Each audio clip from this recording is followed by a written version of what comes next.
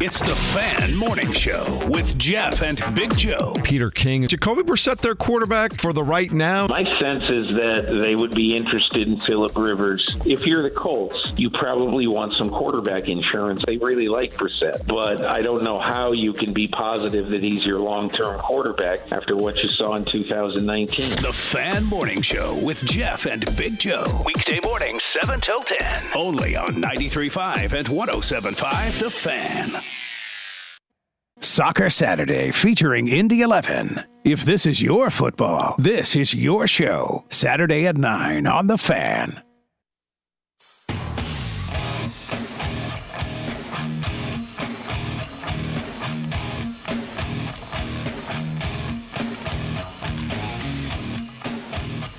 What in the hell do you think you're doing? Hey, John Boy. I'm telling you straight, it's my way or the highway. So anybody wants to walk, do it now. Hey, everybody, we're all going to get laid. Kick is up, and it is long enough, and it is good. Adam Vinatieri, at age 45, drills one from 57 yards out. Was kept alive by Oladipo, and Sabonis with a left hand. John, I have never been better to be on the air with you here in Indianapolis, a place where so many of my dreams have come true. The Ride with JMV, FM 107.5 and 1070 The Fan. Welcome in, man. What a weekend of really bad basketball news. Some bad play we saw yesterday, other than IU. And Indiana State, by the way. We could probably dig up some other local great stories. I mean, at least on the high school level, whatever. But, I mean, yesterday, if you watch Butler and then went to the Pacers back-to-back, it was some of the worst basketball. And frankly, I said this earlier, the Pacer game that I watched yesterday was the worst, second worst game I've ever seen. Only behind the volleyball game and Top Gun. It was just a little bit better than that. But at least the volleyball game and Top Gun was kind of hilariously entertaining. There was nothing entertaining about yesterday. I mean, zero. And Butler, I mean, if you wanted to, listen, their play has steadily gone downhill. There's no other way to put it, with or without Thompson. But you knew in the second half when the intern wasn't in there that it was lights out. And I talked about for the past couple of weeks, one of my favorite teams to watch out there right now had been Creighton, who is playing at, in particular, a high level, and they high-leveled all over Butler yesterday. The Pacers, on the other hand, I don't even know what reasonable excuse you might have, and we'll get to all that in a second.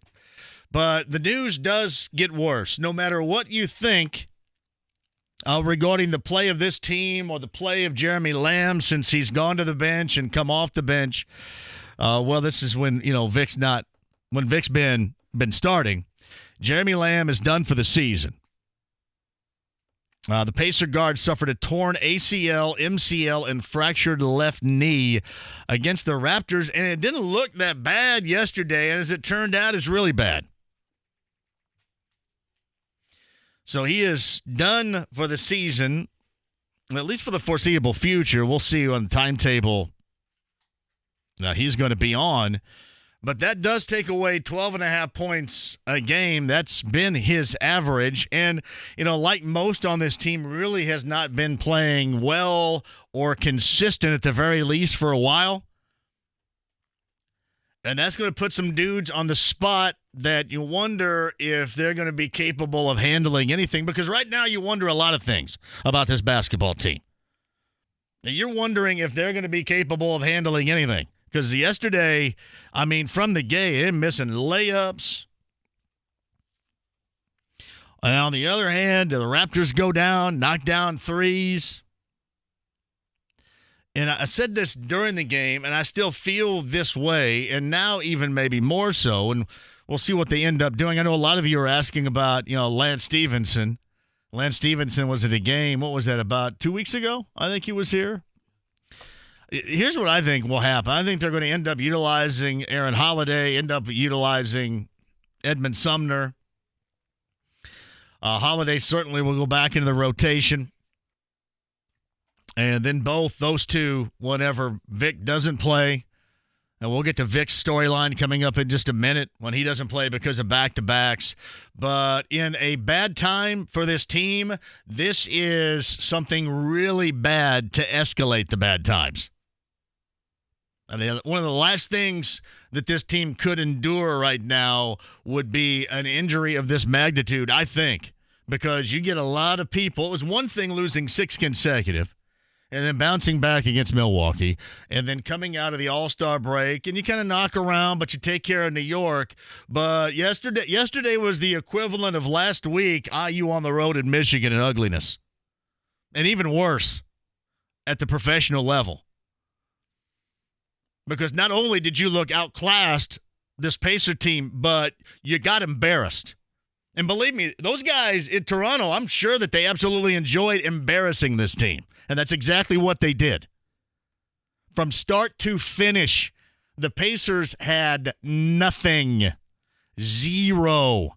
And then the last thing that they could really afford to absorb right now is an injury. And again, I'll say this, much like a lot of other Pacers, I'm not just going to put it on Jeremy Lamb. I mean, he wasn't playing very well either. None of these guys are playing very well, as witnessed by yesterday. But this is the last thing that this team needs right now. And we'll dive into some of the options that might be, if you look at so far, the menu of buyouts is not one that is consistently good across the board, even if you're thinking about that. I mean, you bring in Tyreek Evans Jr., Dion Waiters, or somebody like that. I mean, it's full of jackassery. But at a bad time, things escalate to get even worse with this injury to Jeremy Lamb. Made no mistake about that. No mistake at all. And listen, I'd like to. I am not guy that freaks out over stuff. I mean, hell, I go must win. I mean, that's kind of for fun and some of my belief, I guess. But we have grown accustomed to watching this level of play. I would love to just write off yesterday. It'd be great. It'd be great to be able to just row. Yeah, that's just what happens. But this team has consistently gone down that path for a long period of time now, which I'm going to tell you this. Now's the time for this group to step up and become what people around here expect, or to continue down this path and fade. I'd love to be able to write it off. Yeah, just write it off. I mean, hell, I wrote off New York here. I've written off a lot. I've written off the gag attempts in Toronto when they were actually close. Yeah, I'm not telling you to panic, but just simply, nothing to see here, go on about your business is absolutely the wrong take to have. It is. Make no mistake. Hell, I thought that New York game was the most embarrassing they'd had all year. Yesterday was the most embarrassing they'd had all year. Now is the time. I mean, you are getting to crunch time critical. And listen, they're locked in right now to the 6. Fantastic, right? And I mean, unless you really go through, which they have been, but if you really go through a major losing trend, I don't know how in the world you're going to fall any further. That's how you know you're going to have a bad season, if you fall any further. But I'm just talking about to become the team that a lot of us thought they could be this year, and they had shown that they could be this year. Now's the time to pick up the slack here a little bit. Knowing you're going to be without somebody that had, regardless of the way that he had played lately, had given you 12.5 points, either off the bench or as a starter, kind of the combination since Victor Oladipo returned. And that's tough to take away. That part is tough to take away. So, Pacer fans, if you want to talk it up at 239-1070, no, I'm not. I'm telling you, as far as the red flags are concerned, I think there are many. It is just either wake up and put up time for this group or just fade away. and be this, and then get ousted in 4 straight in the postseason, which will thrill nobody. I mean, that's not going to fire anybody up. And then the unfortunate news regarding Jeremy Lamb today. We'll discuss that. Bottom of the hour, JJ is going to join us with that full-scale discussion. I don't even know, other than the bad part about it, the injury to Lamb, I don't know how to go about trying to even justify a lengthy conversation out of just what was complete crap yesterday. That was terrible. I know everybody's missing Lambs. It's just something that happens. Well, I mean, they lost 6 of 7. They lost 6 straight games. That was happening. I mean, I'd like to keep writing this off, but there have been a lot of things that have been consistently bad for this squad. I mean, watch Malcolm Brogdon. Malcolm Brogdon looks like he needs a nap. It has for a lot of these games. Just something, I don't think it's the Vic return, and we talk about the discombobulation or lack of cohesion or coming together. I mean, something looks oddly and fundamentally wrong with this group right now. I'm not suggesting it's not fixable, but even games that they have won, they have come perilously close to just gagging away. And they've done this in a variety of ways, too. You get up big and you lose. Or you just straight out lose. Or you get blown out by 40-plus and have the second all-time worst loss in the history of this franchise. But it is. Listen, normally at the end of February, we're talking about March, mid-March. That's when you really start to make that push. But this team needs to show a little something, I think, beginning in the now. It'd be much easier, I think, to write off yesterday, as an anomaly, or, you run into a hot team, it's on a Sunday afternoon, you're north of the border, all these average NBA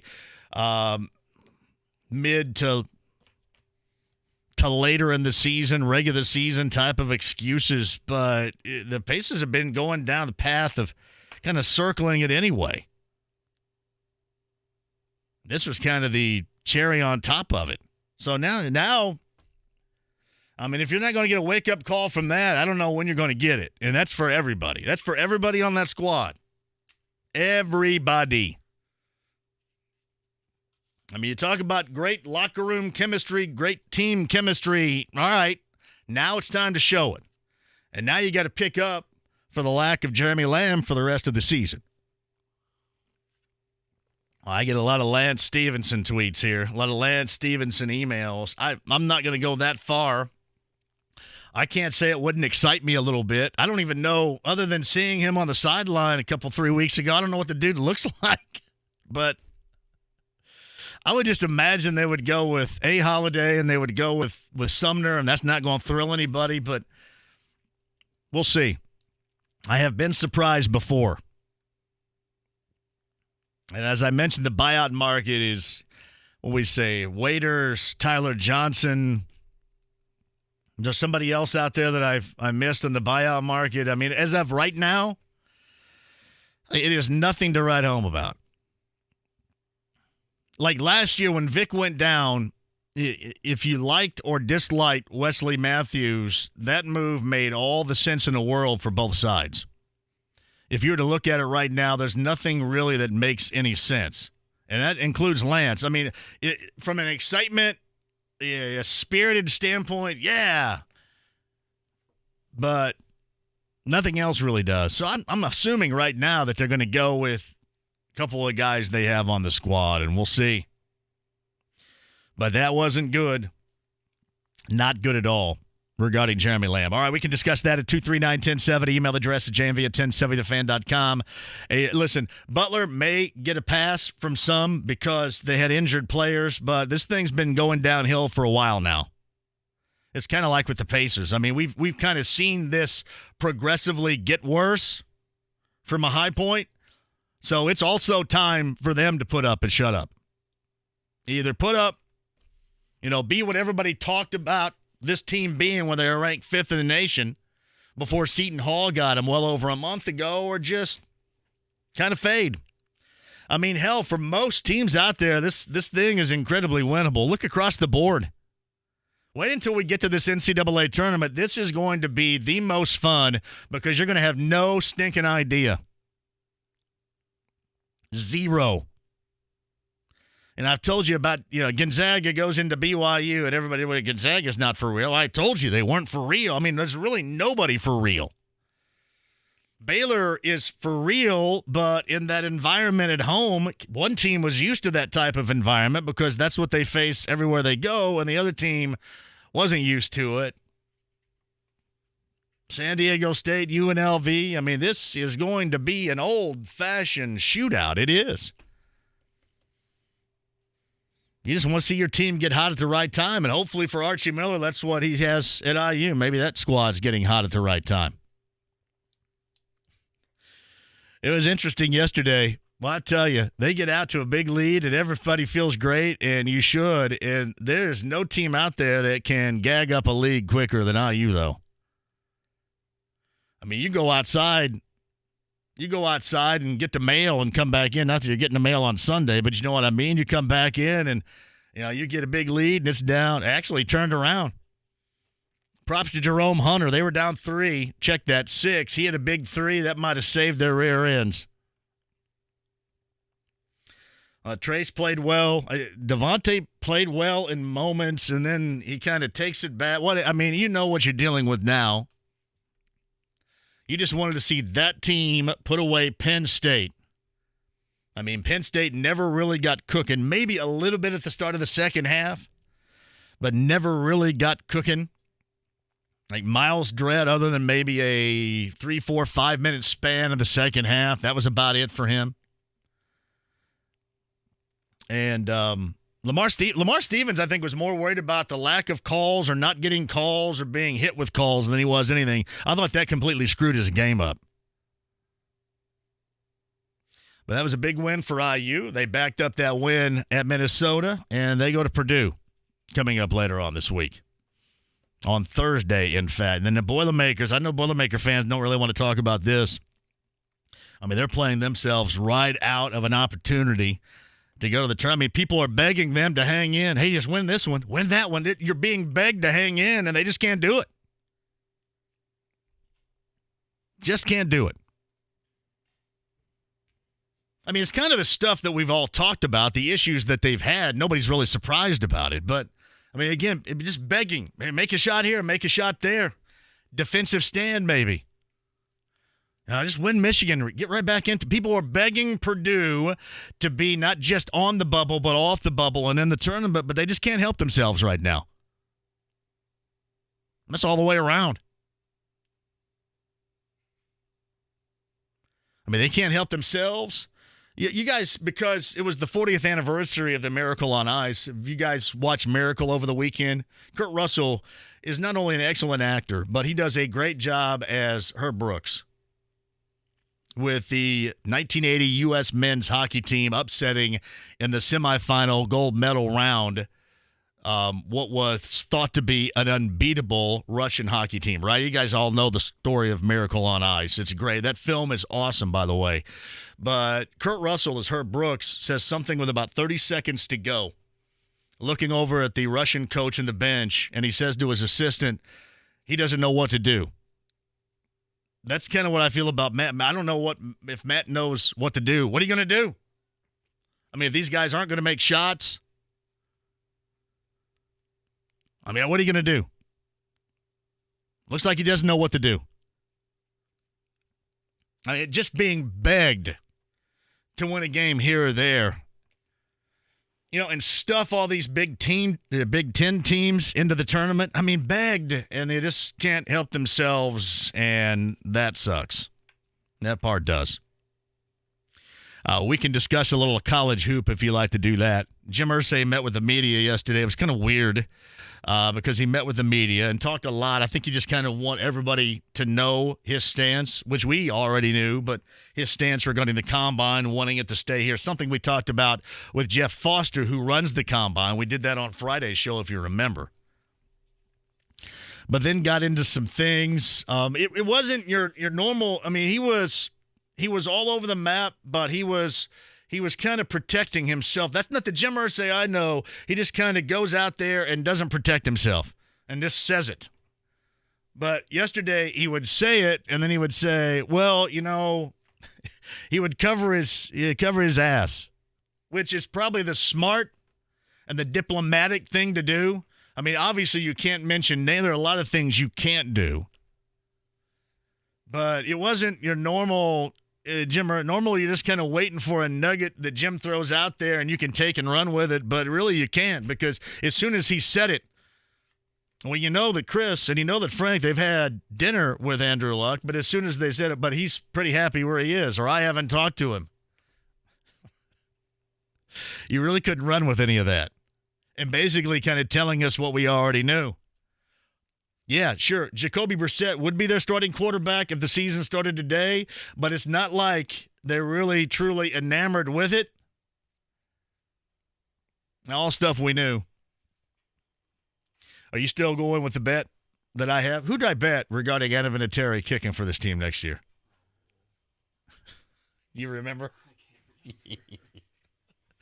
That's still kind of floating out there. I mean, you can look at this two ways as well. You can look at that and say they got a lot of respect. There's no way. But,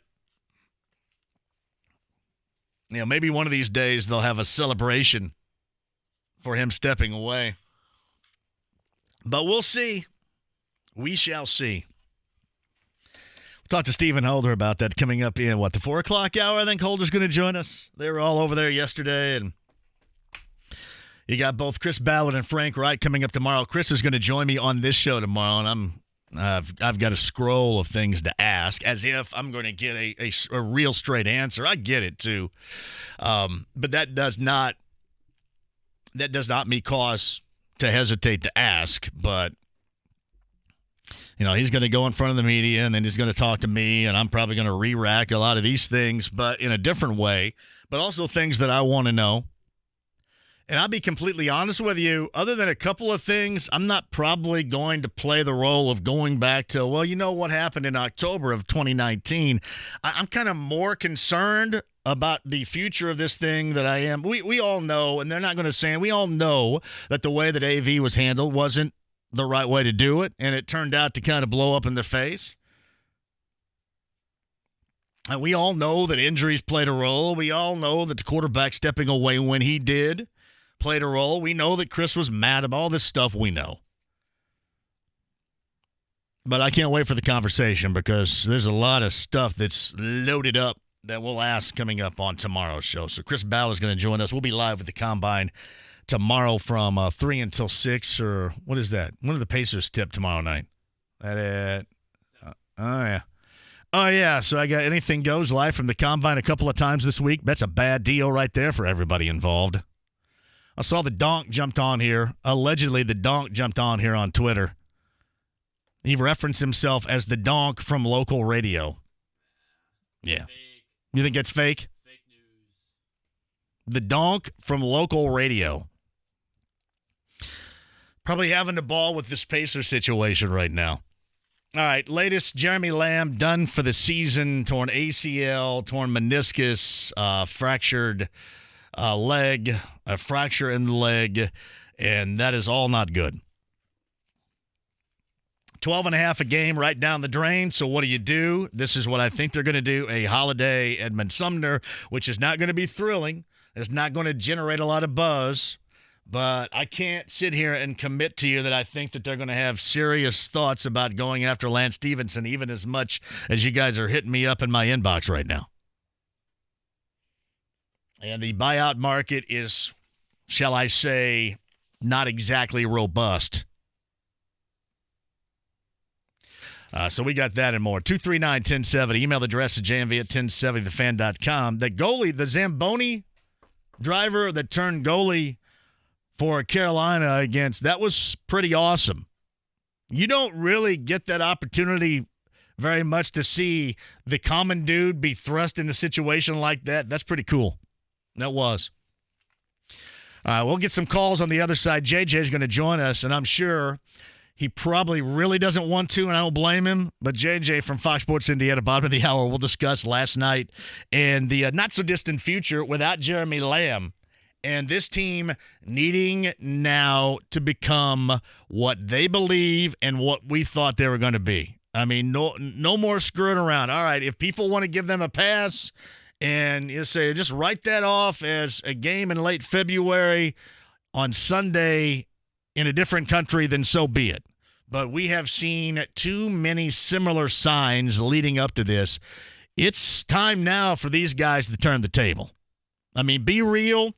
And if you're not going to be real at that level, then this is what you are. They have been playing this way for a while, and we have written those times off. The write-offs are going to stop here soon. All right, quick one. Back to your calls, 239-1070. Email address is jmv@1070thefan.com. What do we got up here on the board? Bill Burr tickets, awesome. Ooh, I see Korn up on the board. Nice. I believe Primus is playing over at the amphitheater at White River State Park, and I think Primus, they're doing the music of Rush, I believe, out there, which is awesome. And Dave Matthews Band tickets coming. We are loaded. Great Thursday show. I'll tell you where we're going to be on Mass Ave a little bit later on Thursday, and the tab will be open. So mark my words, it's going to be a joy. Your calls, JJ, Stephen Holder, and your chance to win a lot of stuff on a busy Monday. Back with you next. Looking for a dependable used work truck? Maybe you're a carpenter, handyman, painter, do plumbing, HVAC. Whatever your trade, you'll find the quality work truck you need at Indy Trucks. They're all fully checked out and come with a nice 3-month, 3,000-mile warranty. You'll get top dollar for your trade, and Indy Trucks has easy-to-get financing, too. The other guys don't have that. Indy Trucks at 96th and Keystone, or our new location in Edinburgh off I-65, or IndyTrucks.com. Indy Trucks, we'll be looking for you.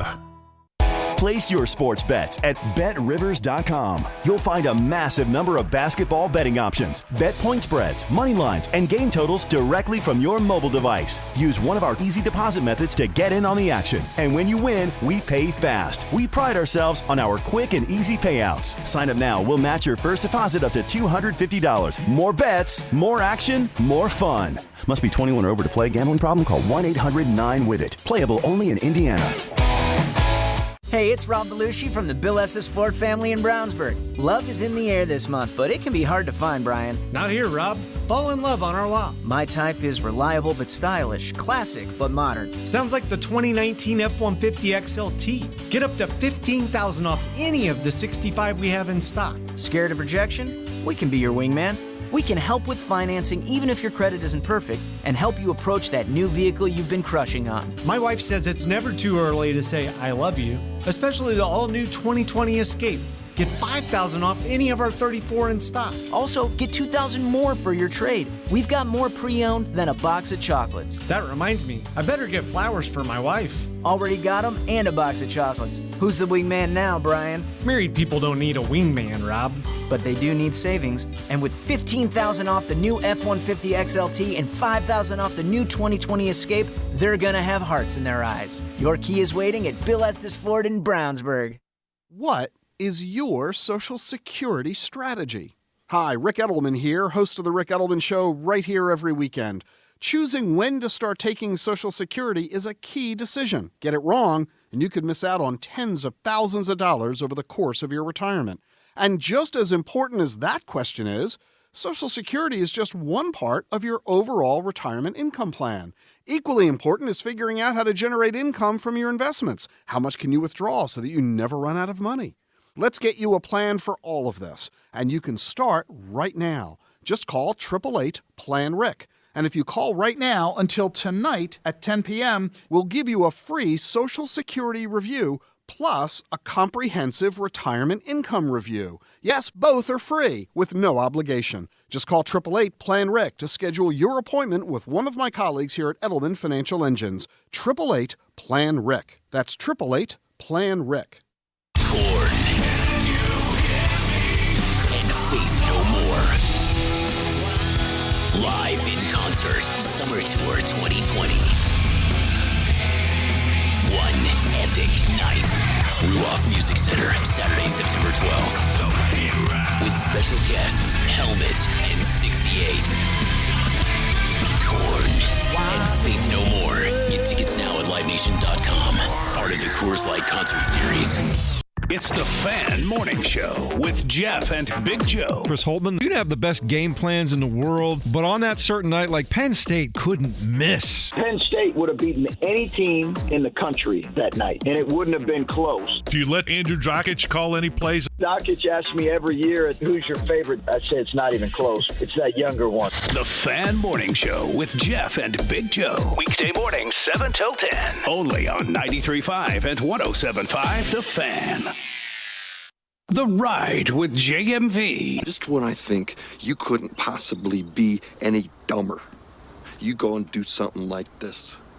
And totally redeem yourself! 93.5 and 107.5 The Fan. Hold it, top of the hour for The Athletic. I'm going to be live at the Combine tomorrow. Chris Ballard, Colts General Manager, with me. And whoever else has time to stop and sit down and talk, we shall do.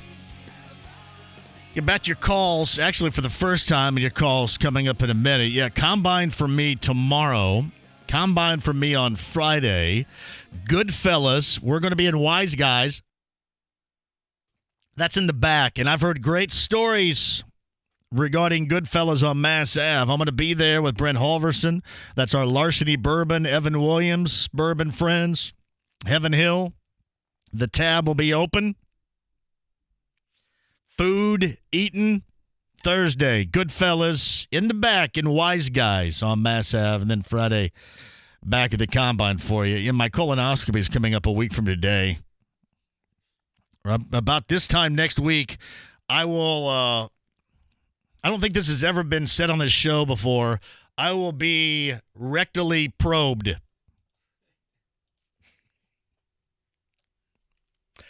Meantime, on the Andy Moore Automotive Group hotline, he is, I'm assuming, yet to be rectally probed. Although yesterday's game was probably about as close as Jeremiah Johnson has been to it. He joins us now. How close was that, do you think, as to yesterday's game to being rectally probed? Pretty close? I like the transition better from Goodfellas and Wise Guys than where you went with that. I was all prepared to talk about Goodfellas, and then you just did a 180 there. I know. I hate to put you in that situation, but for me watching it, there may be some similarities. There may be. Yeah, it was not one of the more memorable games, although I guess the memory will be hard to get out of your mind if you watched it in person or on television. And I think it was one of 82, but I'll give Nate McMillan credit after practice a short time ago. He has been known to say you flush that one away and you move on, and he just said that's not acceptable in this circumstance. He said that wasn't the fourth game out of 5, a team that had been on the road. He said, we should have been rested and ready. We just got off the All-Star break, using Nate's words. So I think that it is as concerning as it is for you, John, and the fans that, I follow on Twitter and the ones that were upset. I think that Nate feels the same way. And so I'll be really interested to see these next 2 games, the way this team responds. They also now have to deal with the Jeremy Lamb injury. So it's another unfortunate circumstance. They've been good at overcoming adversity. Now they have adversity in terms of poor play on the court and a season-ending injury to deal with. JJ, Fox Sports Indiana's on the Andy Moore Automotive Group hotline. Back at home for the Pacers tomorrow night versus Charlotte. JJ and the gang on Fox Sports Indiana are underway at 6:30 from Bankers Life Fieldhouse. I'm kind of curious regarding this team. I agree. Somebody had said, hey, you got to write that off. It was Toronto late Sunday afternoon. But now we've been going down this path of this team for a while now, and you're looking for signs. And I'd said this, now's the time. And I guess I would agree with Nate on this. Now is the time to put up or shut up on all this. I mean, either be what everybody and a lot of folks, including yourselves, thought you were going to be, or if this is it, then this is it. But now is the time to break away from what really has been some bad basketball over the past 3 weeks. The reset button, I think they have at the St. Vincent Center, is needed right now. But I also think sometimes you do have to hit rock bottom. And if you lose a game by 20 points and, you do chalk it up to a rest disadvantage, then sometimes maybe it doesn't expose what is really going on. Nate said it last night. He used the words wake-up call, and I can tell today he is very frustrated by what happened, and he really is searching for some answers. Now, that doesn't mean they're going to give up in looking for those answers, but they went through film session today. They just basically had a walkthrough in practice, and Nate wanted them to see the first three quarters. Now, the fourth quarter was also concerning from my perspective because how many backups the Raptors had scoring points, but it was the third quarter that Nate was extremely frustrated about because if you get off to a bad start, you have a chance at halftime to regroup and to show some pride. And he said that he didn't notice any difference in the third quarter to what he saw in the first quarter. So I think, I like I said, I'll be really interested to see how this team responds tomorrow. They're going to play a little bit for Jeremy Lamb, but also for themselves. And I think that they maybe need to now prove to themselves once again that they're the team they showed in November and December, and they're capable of being one that deserves to be mentioned in the conversation of the top teams in the East. Because when you play like you have over the last 3 weeks, you truthfully, you don't necessarily deserve it. And those that don't include you in that upper echelon conversation, they're proven to be right. And at the end of last season, I think the team ran out of gas. I don't think that's the case right now. It's too early, and I still think that they've got enough depth. They can overcome Jeremy Lamb. They can get Victor Oladipo integrated back into the flow of things. But I think everyone needs to see it pretty soon.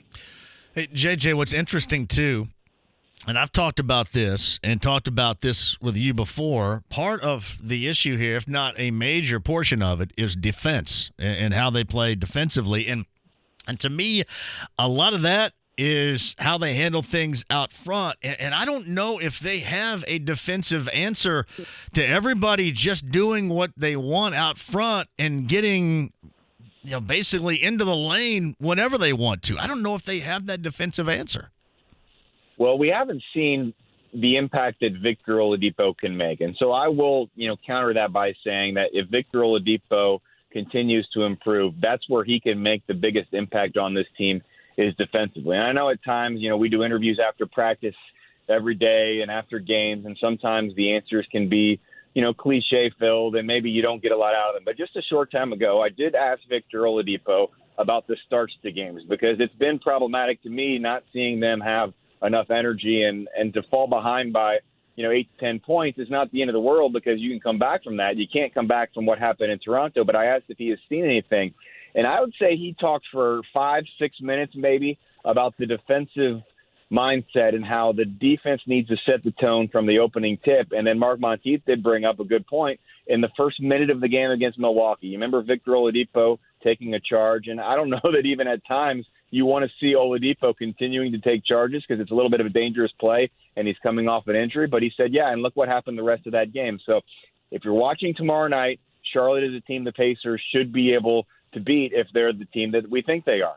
But you want to see them thrive early because they're getting stops, they're getting turnovers, they're getting points in transition, not just because they're hitting some threes, because that's going to come. You're going to have nights you hit threes, you're going to have nights you don't.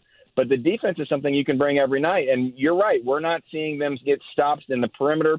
Then guys are forced to help and they're out of position. And then it's either long rebounds or, second chance opportunities for the opponents. They're just not the same defensive team they've been really over the last 4 or 5 years, or I would even say as long as I've been in this job. And Victor brought that up. He said, when I was in college, we used to come watch the games here. He said, I remember Roy Hibbert. This team was known for its defense. So if there's one thing that they need to do to get back to where they can be an elite team and an above average, a top 4 type of Eastern Conference team, it's an elite defensive team. They're never going to be that elite Golden State Warriors type of offensive team. I still think they have a chance defensively, but they haven't shown it recently.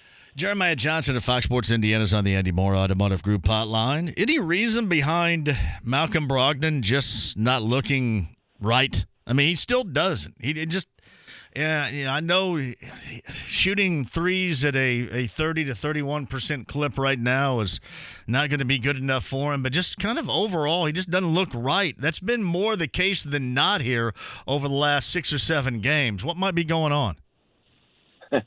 I don't know, and I've not specifically in those words said, why do you not look right, or are you concerned? Because I don't think that he is. I do think it's probably been tough over the course of the season to get into a rhythm when he'll play 2 weeks, and then he misses 2 or 3 games. And he's had basically 6 to 7 different, I don't want to say minor, because every injury that keeps you out of a game is something, but he's had a number of minor injuries. So he's had a little bit of an issue kind of getting into the rhythm and the consistency. And I do think it's different right now with Victor Oladipo coming back and making sure that he understands when he's supposed to take control and when he should cede a little bit to Oladipo. So I don't have any particular reason. I did think the shooting is impacting some things, and really ever since he had that dislocated pinky finger in early December would be when the shooting numbers went down to me, and I think he lost a little bit of confidence with the shot. The times that he's been better is in the fourth quarter with the game on the line, except for, sometimes here in the last couple of weeks. So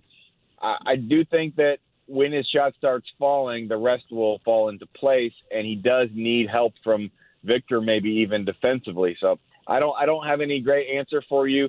Some people have said since he had the concussion, they would not have him out there if there were any lingering effects. And I understand fans that could look at that and say, put 2 and 2 together and say, this is what is going on. He's a calm, quiet guy on the court. And so just because he's not showing a lot of emotion, if you miss shots and you don't show emotion, I think people automatically think something's wrong. I'm going to continue to follow this and think that, he's going to get back into a groove pretty soon.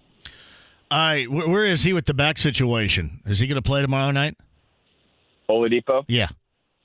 Yeah, right now they're saying questionable. Nate said he pretty much did everything, and Victor said he'll just have to kind of wait and see how he feels tomorrow. So he did everything that everyone else did at practice, did his normal post-practice shooting routine, and at least talked with us as if he's of the mindset to play. But you know how those backs can be. You could wake up, and if he's not 100%, you don't want to tweak your back and then have it be something else that comes back to cost you another 2 weeks. So he's questionable right now, but without Jeremy Lamb and just kind of watching him at practice, I think he's hoping to play, but he'll have to see how the back responds tomorrow. All right, so Jeremy Lamb is done for the season. It didn't feel like it was that bad yesterday. Did you get that same feeling being there? Actually, I kind of feared for the worst. Okay. I mean, I think that the reaction that he had, he knew something was wrong. Right. And he laid there for a while, so I was almost hoping he was just in a little bit of shock, but then nothing structurally was wrong. And then when he went, he made that free throw, and then he also walked to the locker room where they had a wheelchair ready to help push him off. Okay. He needed the assistance, but he didn't take it. So he walked gingerly back to the locker room, and then after the game, he was being pushed in the wheelchair.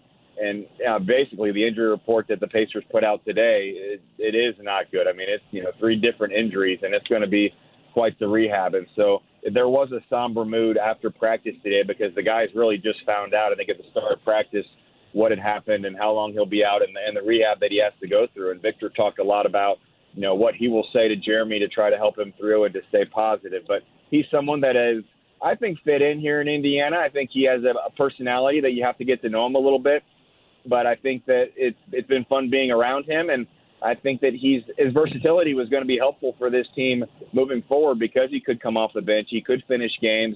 He does have that length and that scoring ability that at times they were lacking last season. So it's really just a tough break and an unfortunate situation that he'll be out for some time now. Basketball moves-wise, will it just be Aaron Holiday and Edmund Sumner and certainly Holiday getting rotational minutes now? Will they look to, and I've looked, and right now the buyout market is not robust. Like a year ago when Vic went down, once Wes Matthews became available, that was like a Lego fit. You kind of understood that was a fit, but there doesn't seem to be a fit out there right now. I don't know about the future. Is this a situation where they're just going to go with the guys they have on the squad right now, you think?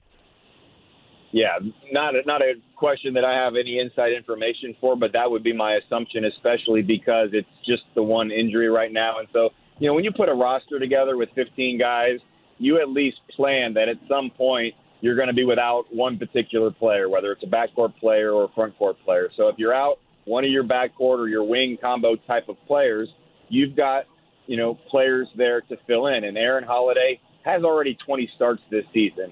And in his second year, playing 3 years of college basketball, he's in a position where he can step into that role, and you could give the backups or that second unit every bit that Jeremy Lamb would be. If something else happened where you lost another guard, then I could say you might be concerned and you might look in that direction. However, to get someone eligible for the playoffs, I believe March 1st is when you'd have to have them signed. So, time's kind of the essence, and the roster is already at 15 players, so you'd have to cut someone to bring someone else in. So I have no inside information, but I do know that Aaron Holiday is the player that was mentioned most frequently. And even before the break, there was one game that I remember that Aaron Holiday was needed and did not play well in the first half, and Edmund Sumner played in the second half. So you mentioned Aaron Holiday, but Edmund Sumner also needs to be ready. And let's remember, the first 2 weeks of the season, when they had an injury, it was Edmund Sumner who was starting. So those are two guys that have been out of the rotation that are going to need to be ready to contribute immediately. So no Lance, right? I was just waiting for somebody today. Listen, I've been bombarded with it before the start of the show. Yeah. I'm probably, unfortunately, Pacers fans, I'm not going to be the one to necessarily activate that, and I can't imagine that. But then again, stranger things have happened, and they already have happened in Indiana. So I would say never, but I wouldn't probably get your hopes up. All right, so don't get your hopes up, everybody that sent me stuff so far. So anyway, all right, well, it felt like what I think it's going to be felt like going through a colonoscopy coming up a week from today. It was watching the Pacers and the Raptors yesterday and having to sit through that and then give you fantastic television broadcasting excellence. Jeremiah Johnson of Fox Sports Indiana is on the Eddie Moore Automotive Group hotline. All right. See if they can get back on track again tomorrow night. Thank you, JJ. I will say that every game I go into with, a page or two of potential in-game material, and about midway through the first quarter, I didn't think any of my insights were going to fit. So I had to go to plan B a little bit last night because that was a tough one. Rectally probed. Sneak that into the broadcast tomorrow night, would you? But the good news is I think that we hope you're going to come out of that, in great condition and be 100%. So maybe the Pacers can come out of this and be no worse for the wear. I think that sounds great. Thanks, JJ. Appreciate you. All right, thanks. So Jeremiah Johnson of Fox Sports Indiana is on the Eddie Moore Automotive Group hotline. Yeah, the Pacers are in a bad spot. That's what I said earlier, and he was talking about how Nate said, hey, you know what? No, there's not writing this off or saying, oh, excuse after excuse. I mean, this is one where you have to have a response from it. This is not just one of those you move on because it's late February, and I completely agree with that. That's why I mentioned we're going to find out a lot about these guys beginning tomorrow night. We're going to see where these guys might be beginning tomorrow night. All right, quick one will come back. Dustin, I'll leave with you on the other side. Top of the hour, Stephen Holder. Some of the things that Jim Irsay said. Now, I mean, normally he kind of leaves that really good. There were some good nuggets, but as much as he left hanging, he kind of went on the other side. He's very balanced yesterday. I didn't like that. I kind of wanted something we could talk about for a couple of weeks. Alas, he really left nothing there. We'll dive into that and more. Stephen Holder, top of the hour. Back with you next. It's the Fan Morning Show with Jeff and Big Joe. Tim Kirkshin. How insane have the last couple of weeks been? I've covered baseball for 40 years, and I've never seen anything quite like this. I've never seen this kind of anger player to player, and I don't think it's going to stop anytime soon. The Fan Morning Show with Jeff and Big Joe. Weekday mornings, 7 till 10. Only on 93.5 and 107.5 The Fan. FanDuel Sportsbook is America's #1 online sportsbook for a reason. They've got all the bets you could want. They've got a great, easy-to-use app, new promotions every day, and once you win, they get you your cash fast. Now, if you've been holding out on trying FanDuel Sportsbook, now is the time, because right now, FanDuel Sportsbook is giving new users their first bet risk-free. That means you can place any bet within 7 days of signing up, and FanDuel Sportsbook will refund you up to $500 in site credit if you don't win. Oh, you've got plenty of professional basketball to go to right now. We'll start right there, and some of the props in-game games are awesome. So use it. And to claim your risk-free bet, just download the FanDuel Sportsbook app. Inside the App Store or FanDuel.com/Android, be sure to use the promo code JMV. Again, the promo code is JMV to get your first bet risk-free on FanDuel Sportsbook. Must be at least 21 and present in Indiana. Site credit is not withdrawable. Expires 14 days after receipt. Terms and restrictions apply. For help with a gambling problem, call 1-800-9-WITH-IT. Dave Matthews Band is back at Ruoff Music Center this summer, and listening to JMV is how you can score some tickets. Tune in every weekday from 3 until 6 for your chance to win. I'm working 2 jobs, and my husband works too. My kids go to school with your kids. I'm 1 out of every 6 Americans, and my family is struggling with hunger. I believe in this country, but it's hard to believe so many Americans have to choose between paying bills and feeding families. Visit feedingamerica.org and find your local food bank. Every dollar you donate helps provide 7 meals for those struggling with hunger. Together, we're Feeding America. Brought to you by Feeding America and the Ad Council. Hey, John, Love Heating and Air Conditioning, celebrating 100 years, the 100th anniversary, and to be around that long, you have to be great. And in fact, they are. And John and Chris maintain that level of greatness. So if you got anything working in the summertime where you need the cooling, they got you covered.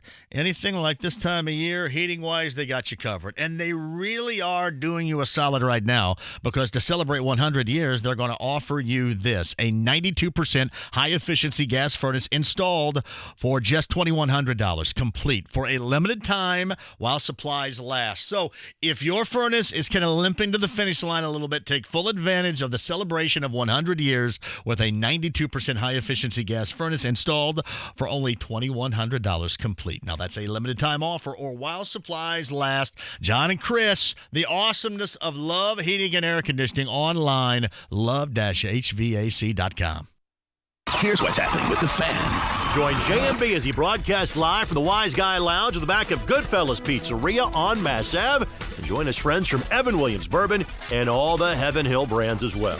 Museum by Moonlight is back at the Children's Museum this Saturday from 8 to midnight. Join your 21 and over friends for a party with the kids at heart. Don't forget to stop by the Fan Center at the Sports Legends Experience for your chance to try the football toss. And if you'd like more information, click on 1075thefan.com. Hey, saving is your goal. And it's important, too. And Farm Credit Union, Kevin and the gang help you out, and they can get you in that savings habit with a few simple steps. Now, if your employer provides a 401k or similar retirement program, be sure to save the full company match amount, build an emergency savings account with at least 3 months of living expenses, and never take vacations unless you can pay for them in full without using credit. Just more ways to help you out. Kevin and the gang at a branch location. Now, remember, too, I've got the Sprout account. My daughter, Lainey, and I will announce our latest winner coming up. That's $100 in a Sprout account for your child.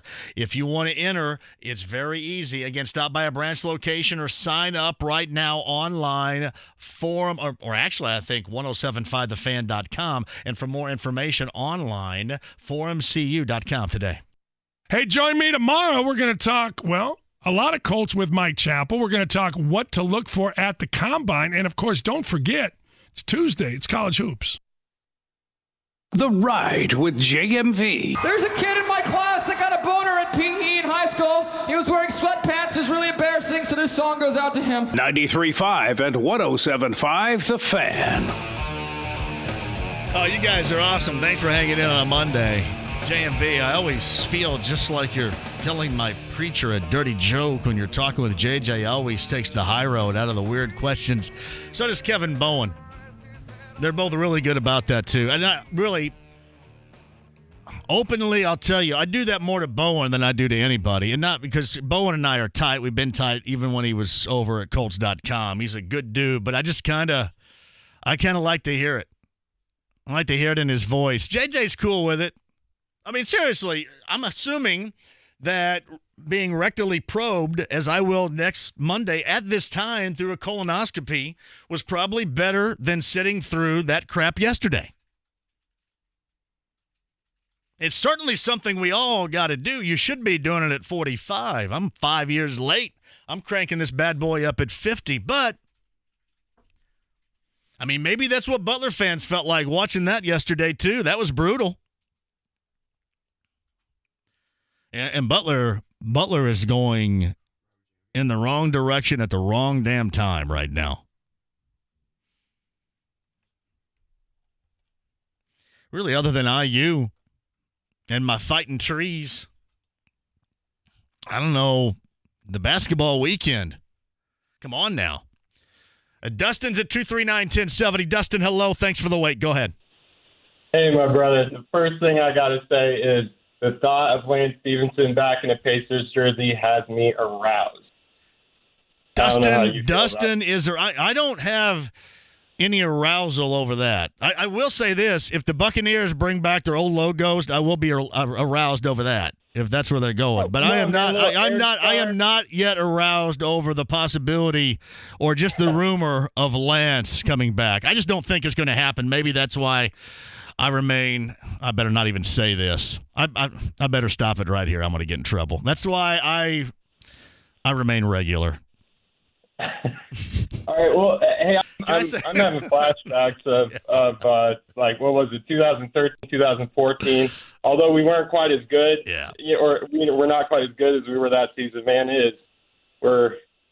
something's got to change, or it's going to get off the rails and bad real quick here. But I say the same thing, Dustin. I feel the same way as you do about that. I do. But I feel bad about Jeremy Lamb because he's come in, he's put in good work, he's got buckets for us when we needed them. He's kind of been what we thought we were going to get. He's been as expected. But a lot of people hate on Nate, and he has his shortcomings and stuff. And but the thing that I really don't like is that he doesn't give enough minutes to our young guys. I don't think that we're ever going to get to the point where we really are going to be a championship team unless he takes an approach where they get more minutes. And I understand that, Aaron Holiday's struggled and we have a lot of guys that, need minutes, but, I don't think that, Sampson should be getting minutes over Goga. I struggle sometimes thinking that, as much as a spark plug as TJ McConnell is, I really think that Aaron Holiday is our future, and sometimes we have to sacrifice. And maybe now that Jeremy Lamb has gone down, I really feel like this is going to be a chance for us to get Aaron Holiday some development. Yeah, and that's Dustin, thank you for the call. That's going to be the time. I mean, I don't think it's going to be Lance. I don't think they're going to go and even we'll see if there are any more opportunities in the buyout market. But you look at the buyout market right now, and I don't see it. So I think you have Aaron, and I think you have Edmund. Aaron's rotational as he was prior to the return of Vic, and I think that's what you have now with the loss of Jeremy Lamb for the remainder of the season. We'll get back to that. More of your calls. Stephen Holder. Why did Jim Irsay have that press conference other than to talk about the combine? I mean, we don't know anything more than what we really knew going in, which is a good thing for the Colts, a bad thing for us. Stephen, conversation about it. Sorry. Next. Sports with Dan Dockich. The great Mark Boyle. Let me ask you a question. Correct. Have you ever killed a wild animal? Sort of. Not intentionally, but I hit a squirrel with my car once. Okay. Does that count? Yes and no. Certainly it answers the question that I asked, because my wife, she's in the backyard with a slingshot trying to off a coyote. Is that even possible? In our mind, it might be. Dan Dockich, weekdays, noon till 3 on 93.5 and 107.5 The Fan. Sports Center updates on The Fan are brought to you by Big O Tires. Stop by your local Big O Tires for no credit needed financing on tires, alignments, brakes, oil, and more. Big O Tires, the team you trust. Hey, Connecticut Water is the absolute best. I tell you about this every day, Monday through Friday on this show. And really, I'll tell you about it if I see you on the street. But right now, you can take full advantage of this. So you don't have the best water, meaning you don't have Connecticut. Let's get you that Connecticut water. Connecticut Joe, the Indy Water Pro, with John, Dennis, and Nick with this offer. You buy the Premier Series water softener, you buy the K5 in-home drinking water station, and they will give you back in a rebate $1,200, which is awesome. And now you can also connect with your Connecticut products right now. Download today the Connecticut app and register your Kinetico products for 10% off your next salt, filter, or accessories purchase. Again, that is the Kinetico app. Today are the 2 locations, Northeast Side, Castleton, Southside, US 31, Southport Road, online, KineticoIndy.com today. The 2020 Big Ten basketball tournaments presented by SoFi return to Indianapolis as Bankers Life Fieldhouse hosts the annual celebration of Big Ten hoops. The women's tournament runs March 4th through the 8th, and the men's tournament tips off on March 11th through the 15th. Tickets are on sale now at Ticketmaster.com or head to Big10.org for more information. Catch all the action and be there as the conference's top teams battle this March for the Big Ten tournament title in Indianapolis. Place your sports bets at BetRivers.com. You'll find a massive number of basketball betting options, bet point spreads, money lines, and game totals directly from your mobile device. Use one of our easy deposit methods to get in on the action. And when you win, we pay fast. We pride ourselves on our quick and easy payouts. Sign up now. We'll match your first deposit up to $250. More bets, more action, more fun. Must be 21 or over to play. Gambling problem? Call 1-800-9-WITH-IT. Playable only in Indiana. Andy Moore Toyota in Avon, 5 miles west of 465 on US 36. It's a car buyer's dream. I mean, it really is, because Ben Mendoza and the staff will put you in the best possible position to get the wheels of your choice. They just do.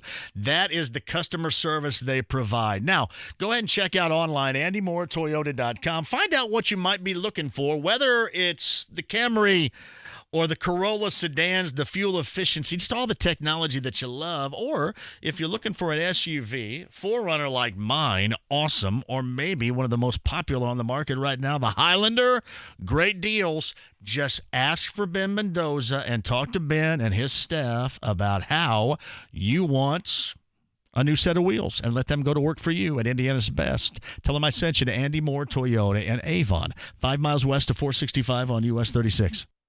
What is your Social Security strategy? Hi, Rick Edelman here, host of The Rick Edelman Show, right here every weekend. Choosing when to start taking Social Security is a key decision. Get it wrong, and you could miss out on tens of thousands of dollars over the course of your retirement. And just as important as that question is, Social Security is just one part of your overall retirement income plan. Equally important is figuring out how to generate income from your investments. How much can you withdraw so that you never run out of money? Let's get you a plan for all of this, and you can start right now. Just call 888-PLAN-RIC. And if you call right now until tonight at 10 p.m., we'll give you a free Social Security review plus a comprehensive retirement income review. Yes, both are free with no obligation. Just call 888-PLAN-RIC to schedule your appointment with one of my colleagues here at Edelman Financial Engines. 888-PLAN-RIC. That's 888-PLAN-RIC. Hey, it's Big Joe for your trusted local independent American Standard heating and air conditioning dealer, B&W Plumbing, Heating, and Air Conditioning. One of the owners, Dave Machine, says new high-efficiency equipment will save you money in the long run. The old 80% furnaces just means that 80 cents of every dollar heats your house and 20 cents goes out the flue pipe. There's furnaces out there that are 97% efficient, so 97 cents of every dollar you spend is heating your house. Start saving today with B&W Plumbing, Heating, and Air Conditioning, 317-243-3581. B&W is your trusted local independent American Standard dealer. This is Indy Sports Center. WFNI, WIBC, HD2, W298BB, W228CX, Indianapolis. Go trackside with Kurt Cavan and Kevin Lee. Wednesday night at 7 on The Fan. The Ride with JMV. It takes him a second to get on the stool because he's under 5 feet tall. 93.5 and 107.5 The Fan.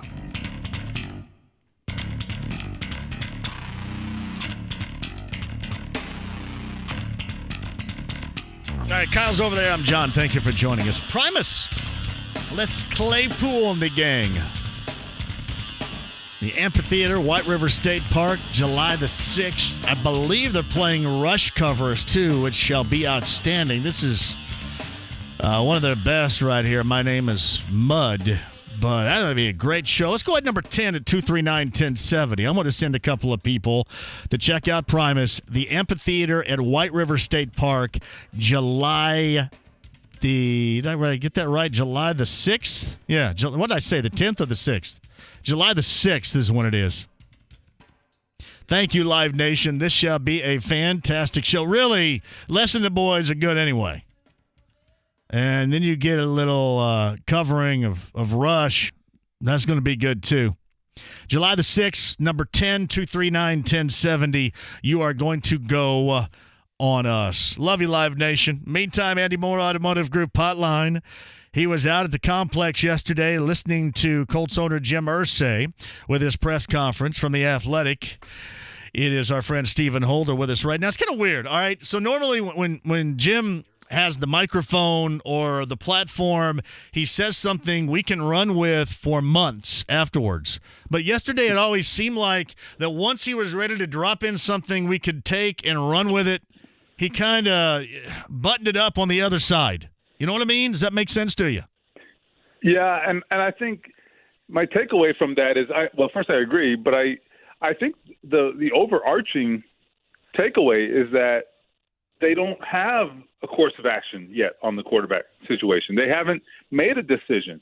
And I think that was my big takeaway was he hasn't he didn't spend most of his time talking about one particular avenue or another because they don't know. They really don't know. And I think that's the right course of action.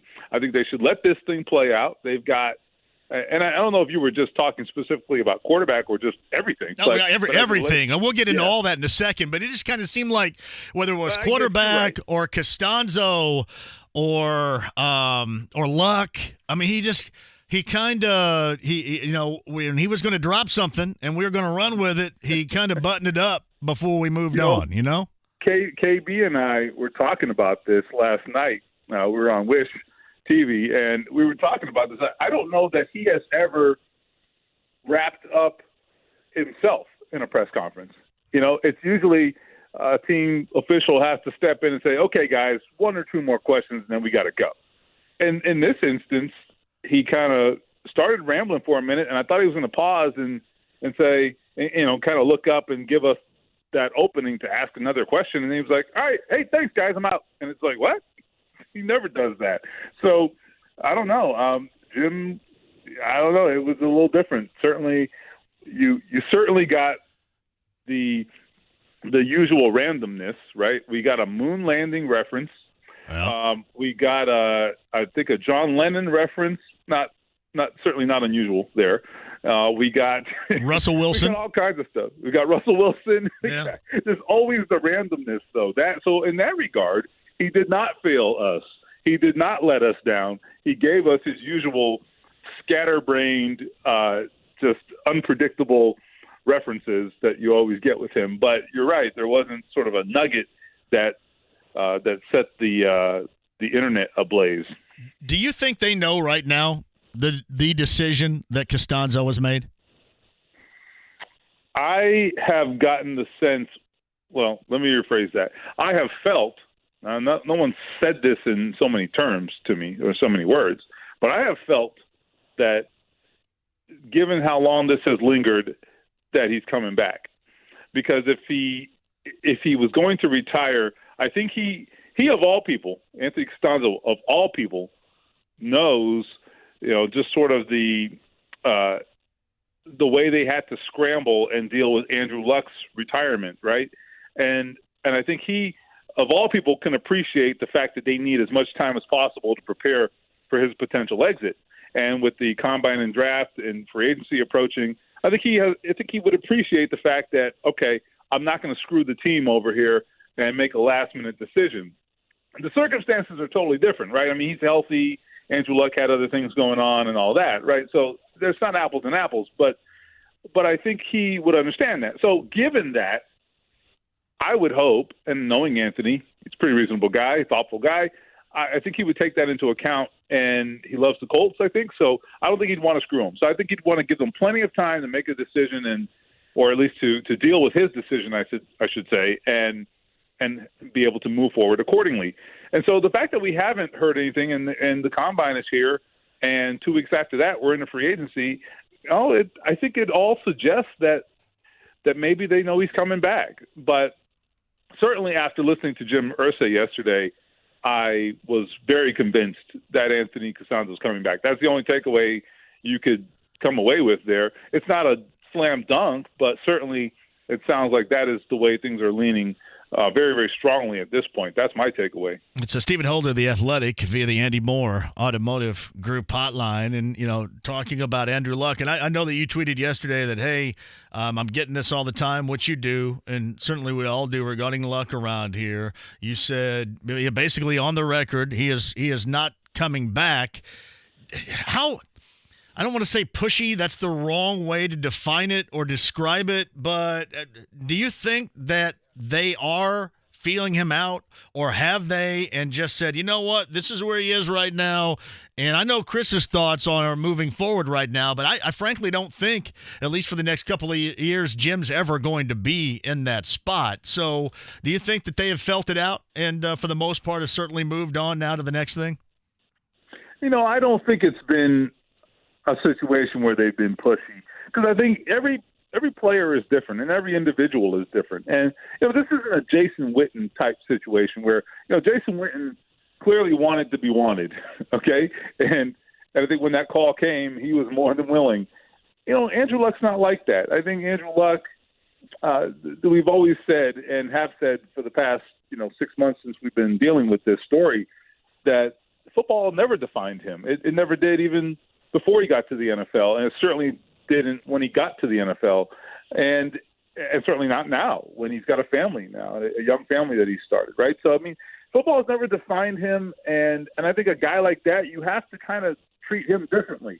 This isn't a guy who wants to be wanted per se. That doesn't make him tick, right? You expressing the fact that you want him and that you really need him, that's not what does it for Andrew Luck. So, it's his passion and love for the game. That's what kind of kept him going, and the fact that obviously, look, you can live a pretty good lifestyle. I'm sure it plays some role, but those are not the driving decisions behind him playing football. Because he loves the game, and I think when you have a guy like that, you have to kind of understand that, and you have to approach him accordingly. And given all of that, I think the right play is to just, as Jim Irsay called it, be his friend. He said that Andrew's my friend. I miss my friend.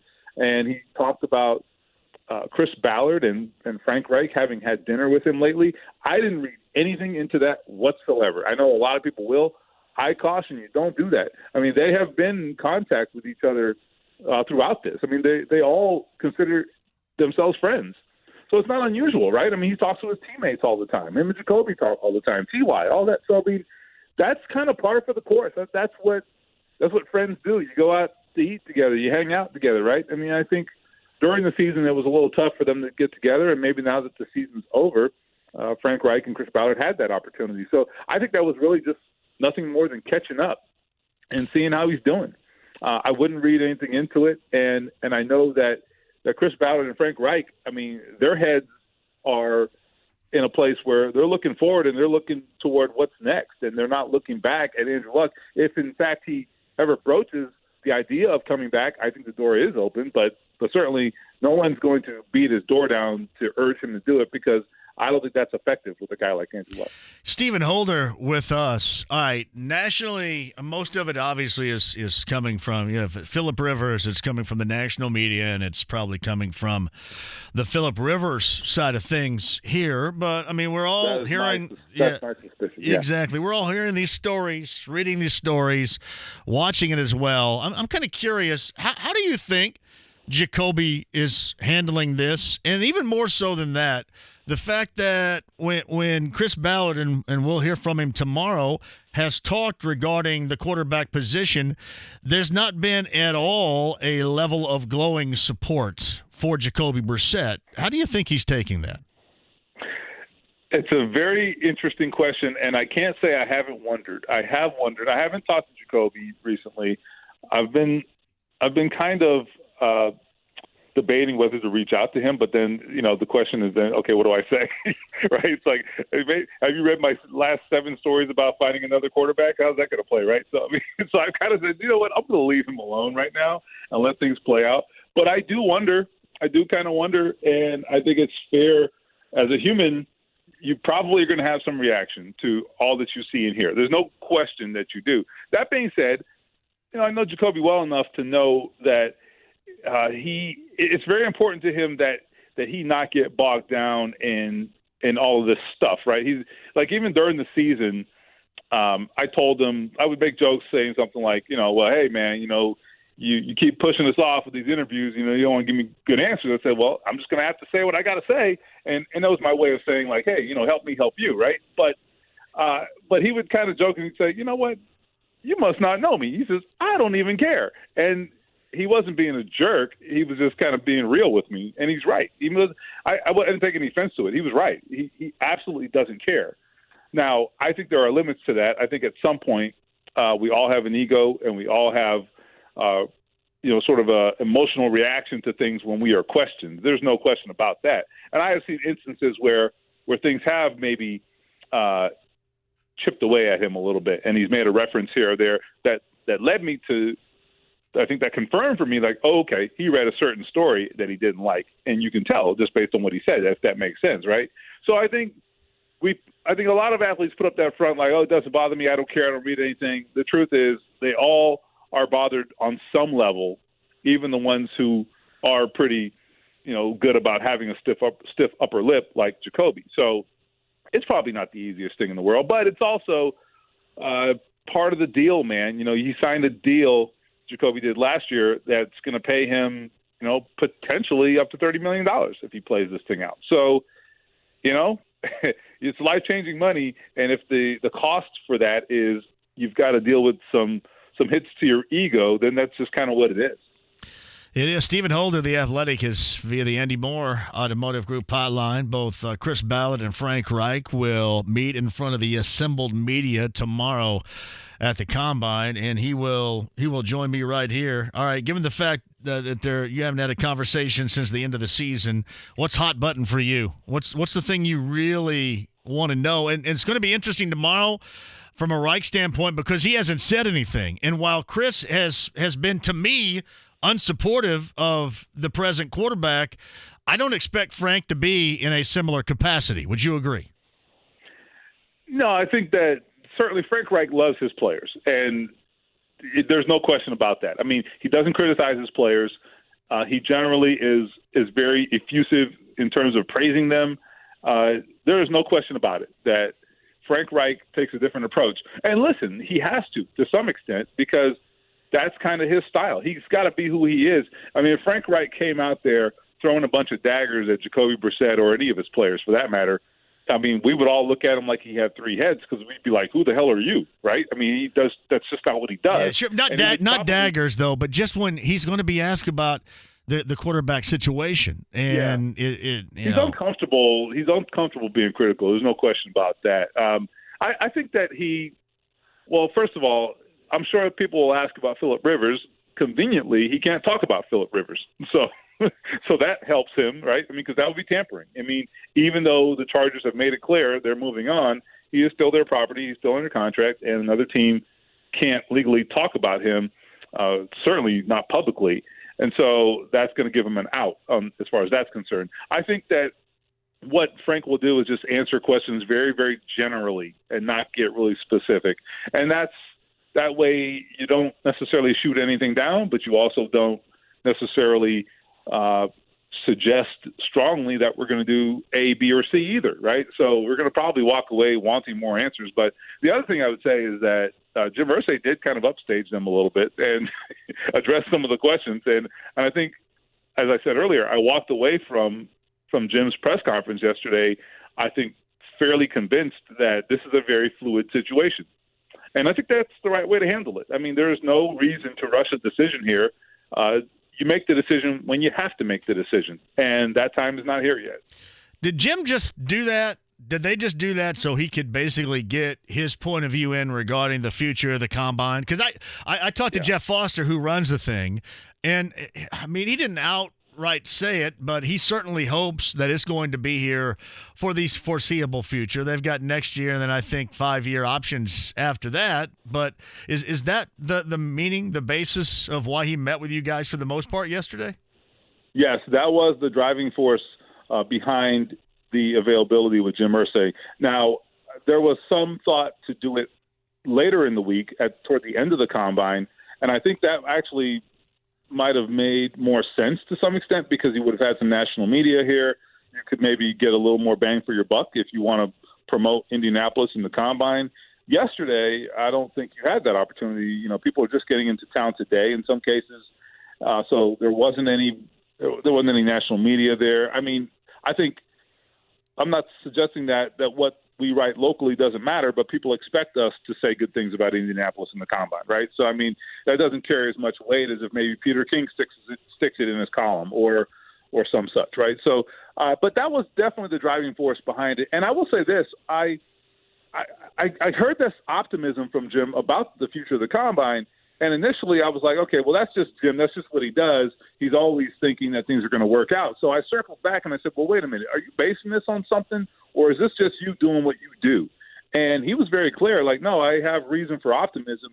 And I walked away from that presser feeling like they're going to get something done. Like this may work out. And he really, I think, downplayed the likelihood of Los Angeles, even though he didn't mention Los Angeles by name. He suggested that the reports about the Combine going elsewhere were really just chatter and then really not very substantive. So I was quite surprised by that. I was under the impression, because I read what everybody else has read, I thought this thing was a slam dunk to go somewhere else. It doesn't look like that's going to happen, though. All right, before I let you go, Stephen Holder's with us. What you going to be watching for as far as the Combine? I know everybody around here is keeping an eyeball out on the quarterback position, whether we're talking about Jordan Love or whoever they believe might be on the board when the Colts get up there at 13, maybe. Wide receiver-wise, what are you watching for here in the next short of a week? Well, I think there's so many other positions that we have probably, just not done a good job of addressing. And I think there's tons of other positions that we need to drill down on. Defensive line is one, for example. There's some good players out there, and they could fall to the Colts. I mean, that could be an option. I mean, you're talking about defensive line. Wide receiver, I think we've talked about just because it's so deep. This is going to be an unprecedented wide receiver class, potentially. Okay, that's how good it is and how deep it is. So I think the depth of talent at wide receiver is just so impressive. I think it's all the other positions outside of quarterback.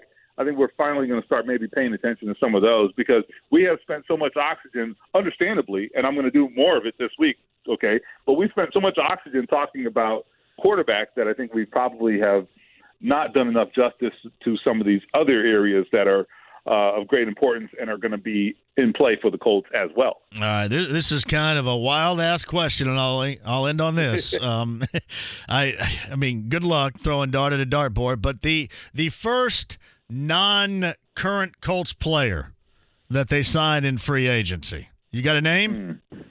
I don't, but I think they do make a run at Chris Jones, though. I don't think he gets away from Kansas City, but I think they make a run at him. It just makes too much sense. I know there's some connecting dots there, kind of like Phillip Rivers, and that's dangerous.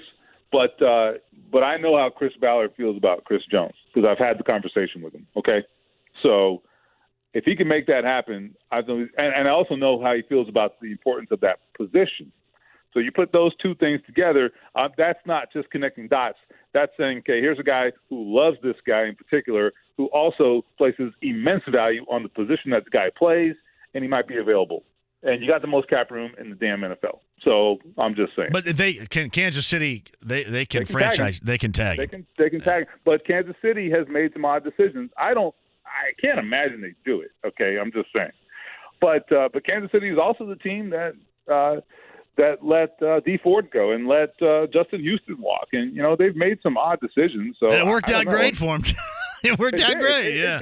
It did, and look, at the end of the day, they still they have to go pay Patrick Mahomes like, $1 billion or something, right? So give him like a piece of the franchise. So, I mean, there's other factors at work for Kansas City. I can't imagine they do it, but they can probably make it work for at least this year. So the franchise tag is certainly viable for them. Beyond that, I don't know, but they can make the franchise tag work, I believe. So Stephen Holder, who was present and accounted for yesterday at the Jim Irsay press conference over at the complex, and then tomorrow morning and afternoon, I think, for both Reich and Ballard at different times, correct? That's right. Yeah, I believe I got to look at my schedule. I think Ball's at 10 and Reich's a couple hours later. Yeah. All right. Here we go. We're going to get past this and get ready for free agency and see what happens. But, man, it's always a pleasure. I appreciate you. All right. I'll see you soon, man. It's Stephen Holder of The Athletic on the Andy Moore Automotive Group hotline. Colby in Monroe County wrote this. Are you going to spend more time breaking down the quarterback measurements at the combine? The hand size. Did you see who had the smallest hands? The guy from Georgia. Jake Fromm. Yeah. Jordan Love. He had some huge hands. Yeah. I think he had the biggest. He's got the biggest hands. The biggest hands out there right now. So now probably won't do that. Not that it wouldn't be fun if we did do that, but I probably won't do that. JMV at 1070thefan.com is the email address. JMV, I just heard about the Jeremy Lamb injury and could not believe last night could get any worse, but it has. I saw the play and was hopeful he may have been able to take weight of the awkward landing leg. This is going to hurt. He's given much more production than Vic. He's averaging 12.5 a game. I mean, you think about taking 12.5, and listen, it's been a struggle for him recently. It's been a struggle for all of them recently. But you take 12.5 per away from this team, and that is no doubt ain't going to hurt. I still think Vic looks lopsided when he's out there. I'm hoping for the best. I think he does too. This whole team, I think, looks lopsided right now. Hey, we'll get to that on the other side in your calls at 239-1070 because this is just me. It is time. It is put up or shut up time. I know in late February, you still got a month and a half regular season, whatever. What do they got? 25 games remaining? 25 games remaining? No, that's a lot. But listen, it'd be very easy to write off yesterday and say, hey, that was just a Sunday But this team has been scuffling for a long period of time. If you can, you will. And listen, their head coach had said something similar earlier today in meeting with the media. This is not something you can just say, well, you're tired. Well, you're on the road. Well, it's a Sunday. There's been some resting. It's basically fresh off the All-Star break. The excuses are slim to none. Now it's time to show what you got or you don't. 239-1070. Phone calls coming up on the other side. I've got Bill Burr tickets, Korn tickets to give away, and somebody's going to go see Dave Matthews Band on us as well. I'll explain tomorrow, the show tomorrow, where we're going to be later on this week and how you can be involved. Other side next. With more than 1,000 people evacuated from the building while it undergoes black mold removal and Turn that off. $15 million in repairs. Turn it off. Yeah. Yeah, I saw it. Well, you hired the contractor. You tell me what happened. So you're saying we cut corners?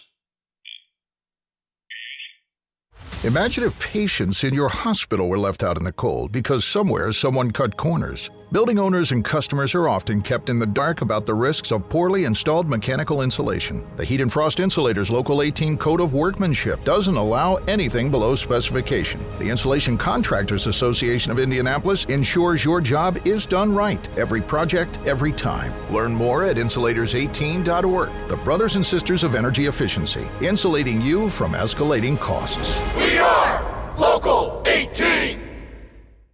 Place your sports bets at BetRivers.com. You'll find a massive number of basketball betting options, bet point spreads, money lines, and game totals directly from your mobile device. Use one of our easy deposit methods to get in on the action. And when you win, we pay fast. We pride ourselves on our quick and easy payouts. Sign up now. We'll match your first deposit up to $250. More bets, more action, more fun. Must be 21 or over to play. Gambling problem? Call 1-800-9-WITH-IT. Playable only in Indiana.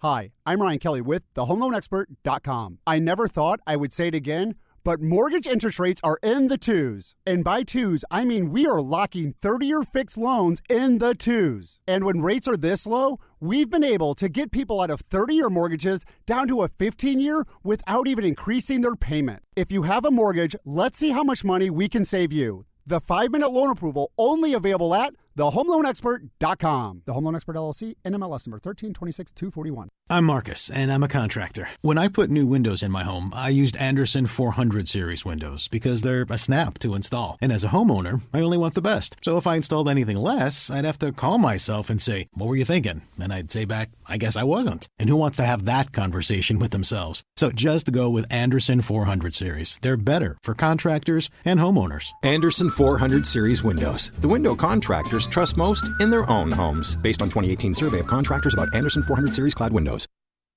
LD Smith Plumbing. Hey, it's JMV. I needed a plumber, and I wanted the best. And I got Lance and his team with Mark and Joe and Phil, Tim, Trevor, Alex, Sean, Kevin, Elizabeth, and Jennifer. That is the best squad out there to take care of all, and I mean all, of your plumbing needs.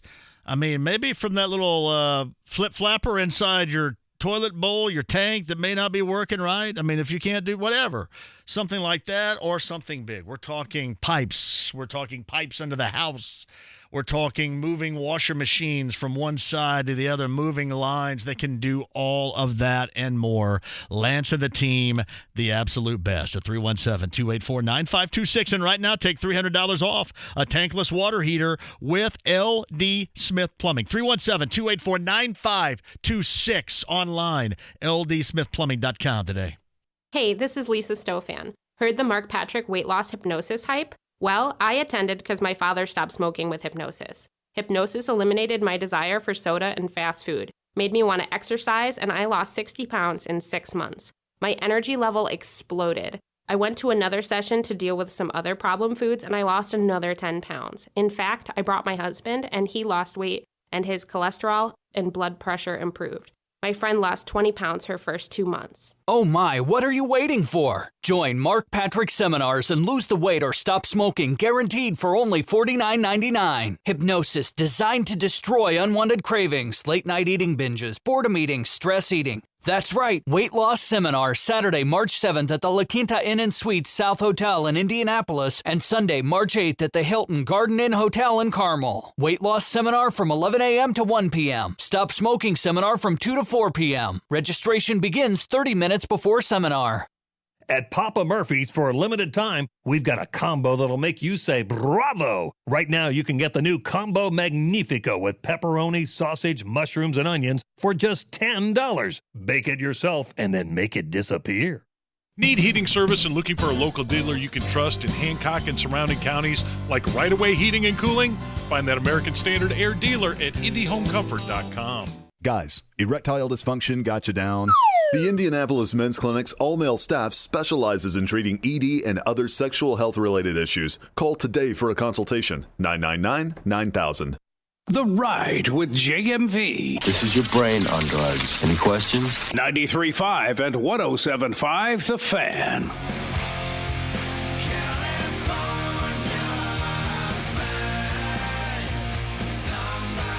At the NFL Combine coming up tomorrow. I'll be there from 3 until 6. 3 until 6:30, I think. We got Anything Goes live from the Combine tomorrow. Chris Ballard, Colts General Manager, with me tomorrow. And who the hell else shows up there tomorrow with me at the Combine? You got me tomorrow and then Wednesday. And then on Thursday, I'm going to be at Goodfellas on Mass Ave. All I have received are fantastic reports on Goodfellas on Mass. I've not been. Kyle, have you been? Goodfellas on Mass Ave. We're going to be in the back, the Wise Guys Lounge. Now, this is the first bottled and bond bar in the state, and my friend Brent Halverson in Heaven Hill is going to be there. The tab shall be open, if you know what I mean, which is just a damn good thing. And we're going to have some food for you, I think later on in the show, some food, breadsticks, some pizza. I love good, solid. I miss Brent and some great bourbon broadcasts. Like I was this weekend, I was watching the fight with a bunch of dudes, with Andy Andy Webster and all of his friends over at his house. I went over and watched the fight. Actually, I'm not going to lie to you. I left before it got started. I got tired. Anyway, I mean, what are you going to do? But I went over there and I got some dudes were talking about the Backyard Burping broadcast, and I said, yeah, we're going to fire that up again. Everybody has been signing up for it, and it's not even time to sign up. Anyway, Goodfellas, Mass Ave, Thursday. Wise Guys Lounge, which will be an absolute blast. So hope we can see you there. The lone good news really this weekend for Hoop was IU yesterday, was Indiana State as well, but IU yesterday certainly was good news. They have moved themselves into a firm, I mean, still, you got to win games, but at least as of right now, in a firm position to make the postseason for the first time in a while.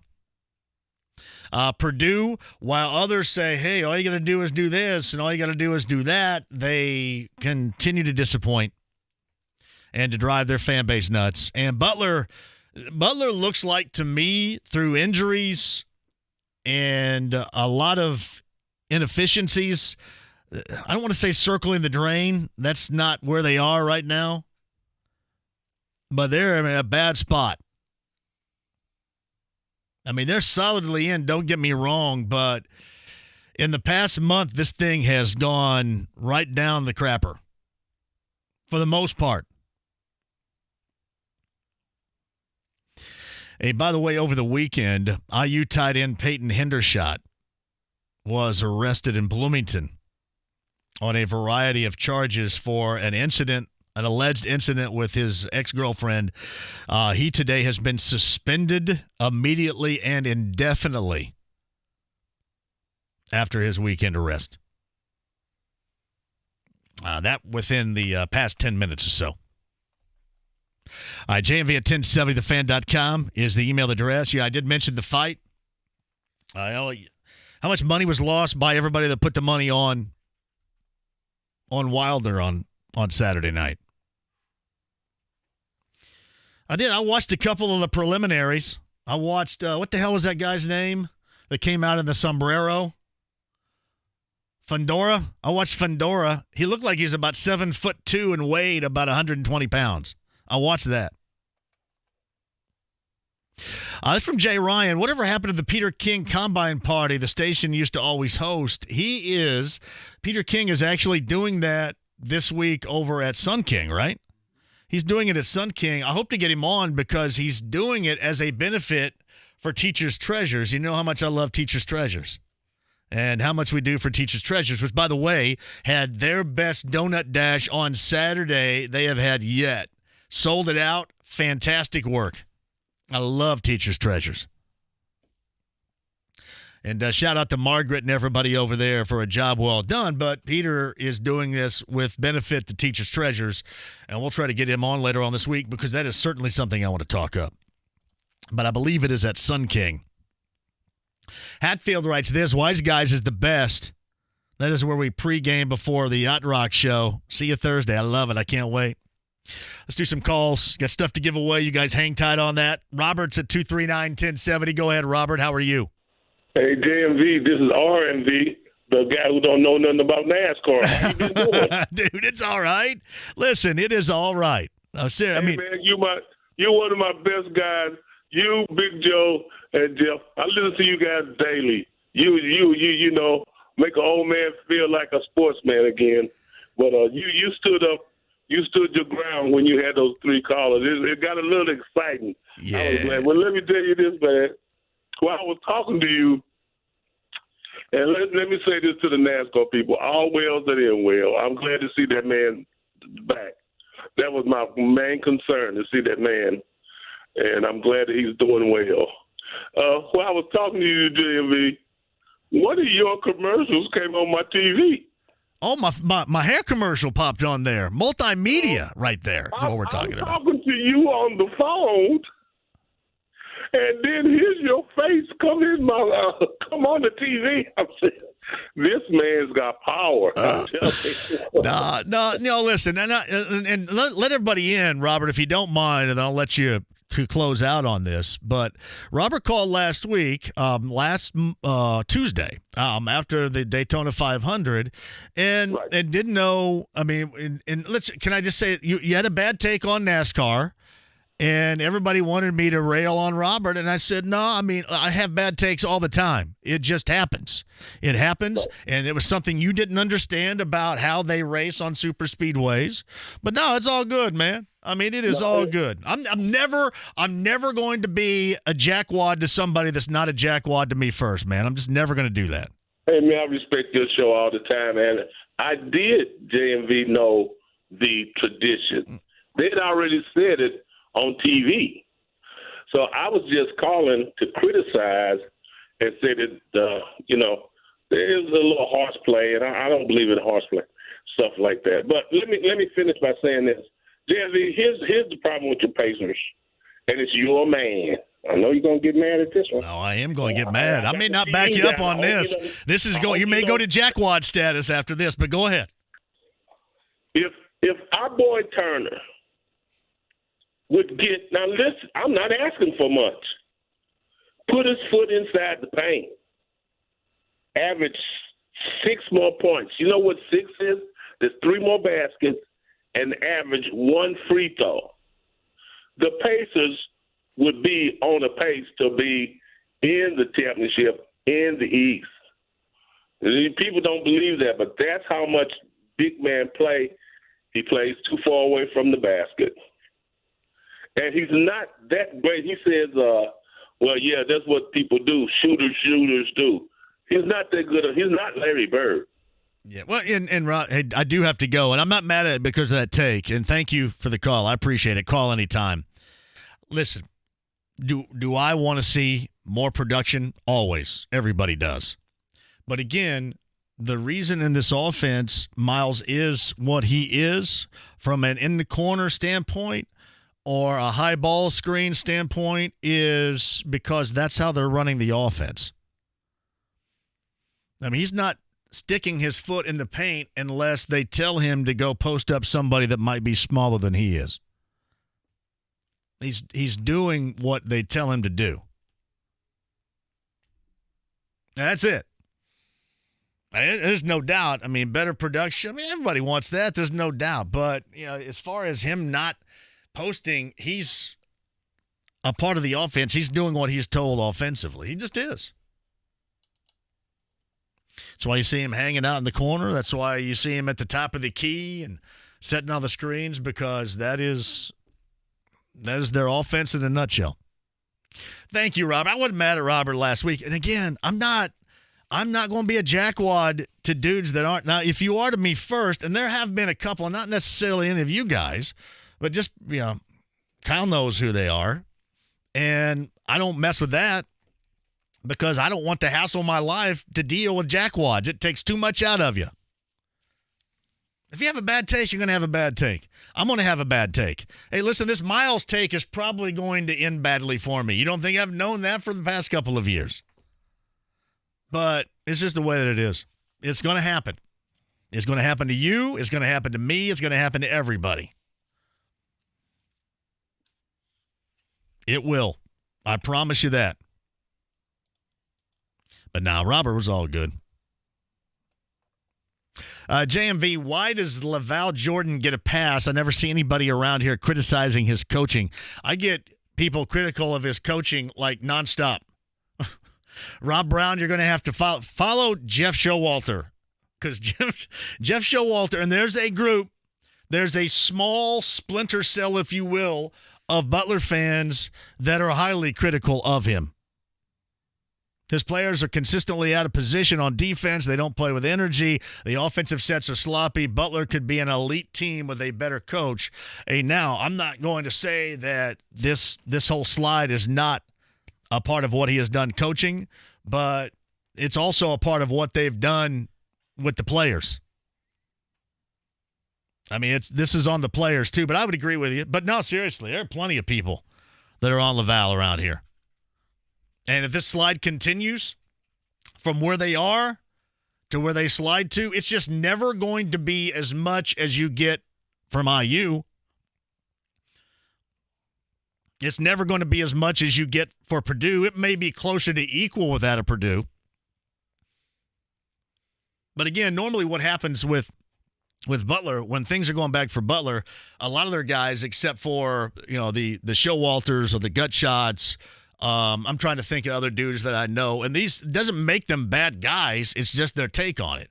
The shooter Flatch, the Stratchman, and I hear from a lot of those dudes, and they're swell dudes, but they rail on Laval a lot. Laval's been getting it a lot. And this has been a slide where you can point the finger at the coach or you can point the finger at the players too. And it'll get worse if they don't pull their nose out of it. Because, again, the bar was kind of set where, hey, this in a season where everybody seems pretty close to the same could be a special one again for Butler. And for the past month plus, they've done nothing but decline. Now, if you want to blame it all on an injury, you can. You can blame it on Thompson being out if you want. But a lot of that has been done by them. A lot of it has been their bad play. Late games at Seton Hall, the opportunity. You can blame Laval for that. You got a guy in there who hadn't been in there, and JMM who certainly wasn't ready for that moment and just got kind of pushed out of the way. But now they take plenty of it just from a smaller group. Most of the Butler fans kind of just wait until the next game. But there's a small group of them out there, Rob, that do that. I'll give you their Twitter handle because I see them all the time. All the time. Quick one, we'll come back. Let me get Bill, Jay, Jonah, other side. If you guys hang tight, we'll do that. Actually, I think we're kind of done with talking. So I'm talking to you, and I'm going to be doing the talking coming up here for the foreseeable future. 239-1070. Bill Burr tickets in the next 10 minutes. We got Dave Matthews Band tickets also on the way, courtesy of our friends at Live Nation. Back with you next.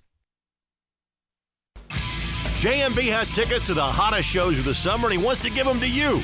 Tune into The Fan this week from 3 until 6. It's your chance to call in and win corn tickets. Y'all rely on me not to hold back my opinions. That's a big part of the Dan Dockett Show, and that's why I need to bring it to you straight to help you prepare for when life doesn't go as planned, like having an injury accident. If you or someone you know experiences an accident as a driver, passenger, rider, or pedestrian, do not try to negotiate with the insurance company yourself, thinking you're saving money, and be careful about hiring a discount lawyer. A quick payday may not be best for you. Do not leave money on the table. It's your money. Call the guy I recommended my listeners, Randy Sevenish. As a former SWAT team commander and 6th-degree karate black belt, he doesn't mess around when it comes to hardline negotiations. He's limited his practice to injury law for 35 years. Plus, Randy will maximize your compensation without charging excessive fees, like some of the other high-volume big-box firms do. At Sevenish Law, you are a person, not just another case number. Call the fierce protectors of the injured and see the difference for yourself. 636-7777, SevenishLaw.com. At Shane Company,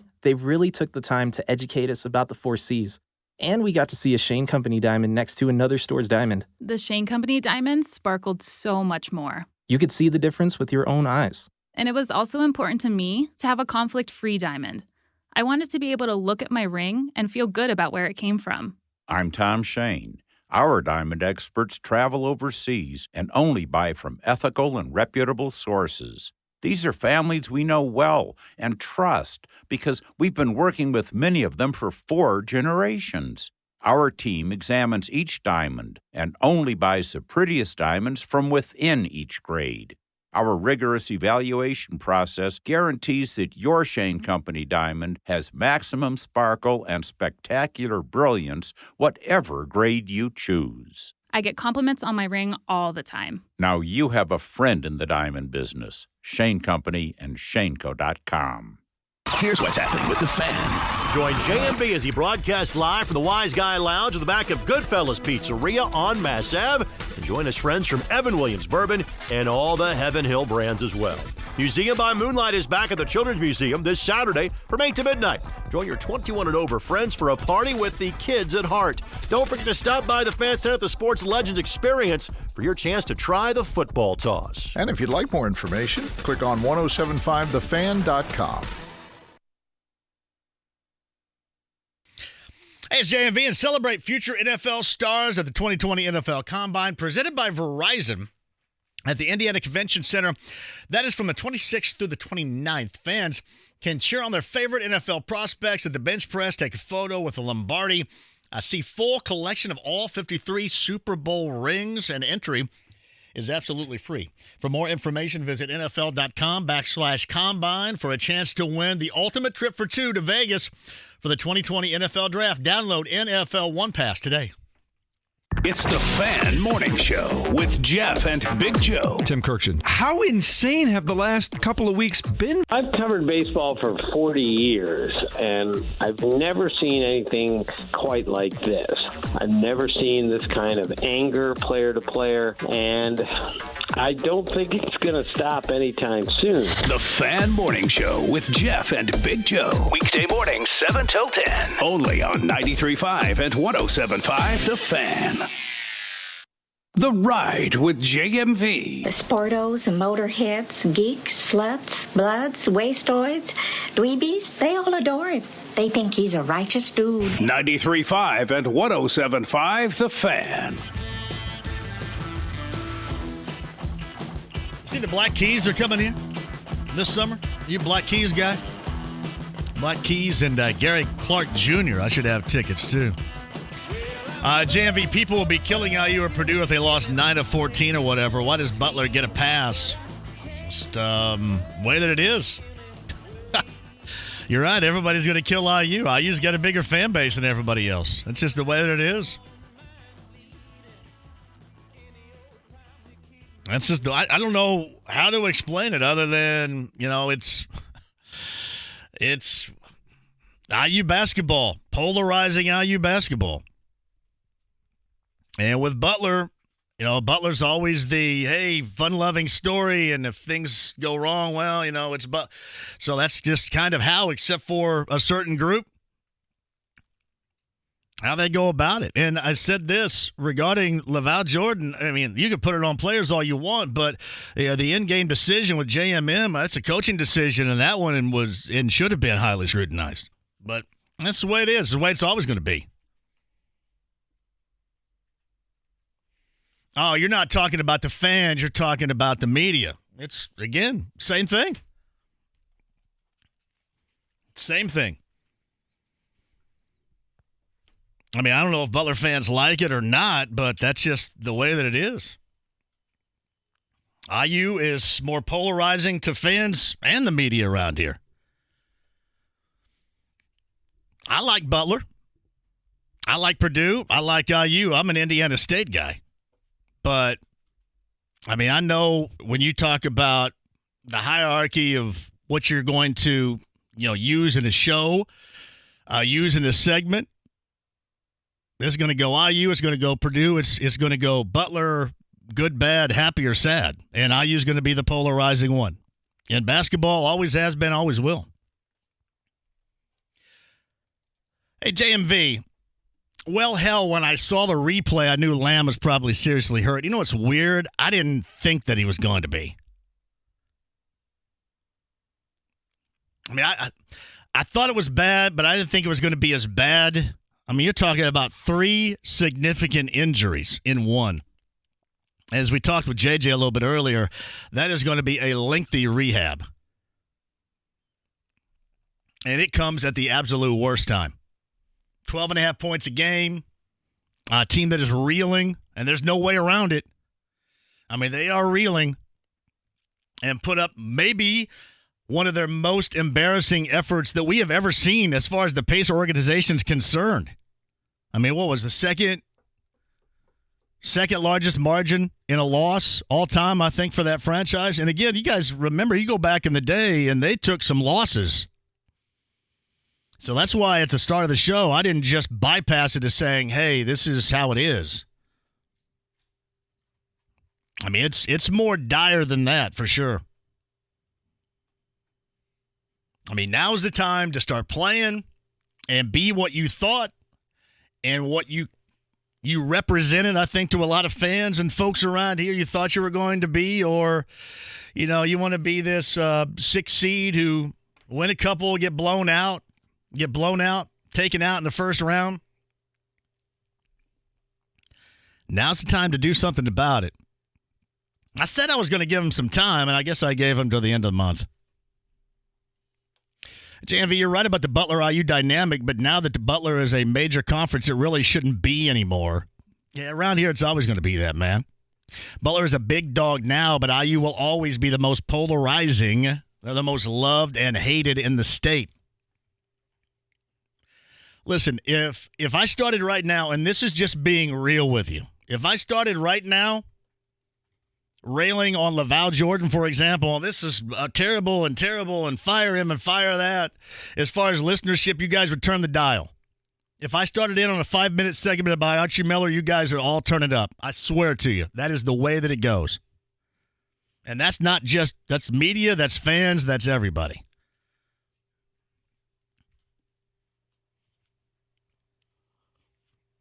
I mean, IU is not as go-to, at least for me, not as go-to as the Colts or as the Pacers, but it's certainly in that conversation. And by college ranks around here, it's easily there. Yeah, put up or shut up time. That's exactly right. That's maybe a little bit earlier than I thought. I wasn't really going to say that until mid-March, but I find myself saying it now at the end of February. That is where we are. Bill's on line 1 at 239-1070. Go ahead, Bill. Hey, JMV, how you doing today? Great. It's a good thing you're going to be at Goodfellas this week because it's the 40-year anniversary of Henry Hill fixing the Boston College basketball scandal. It is, isn't it? I didn't realize that. It is.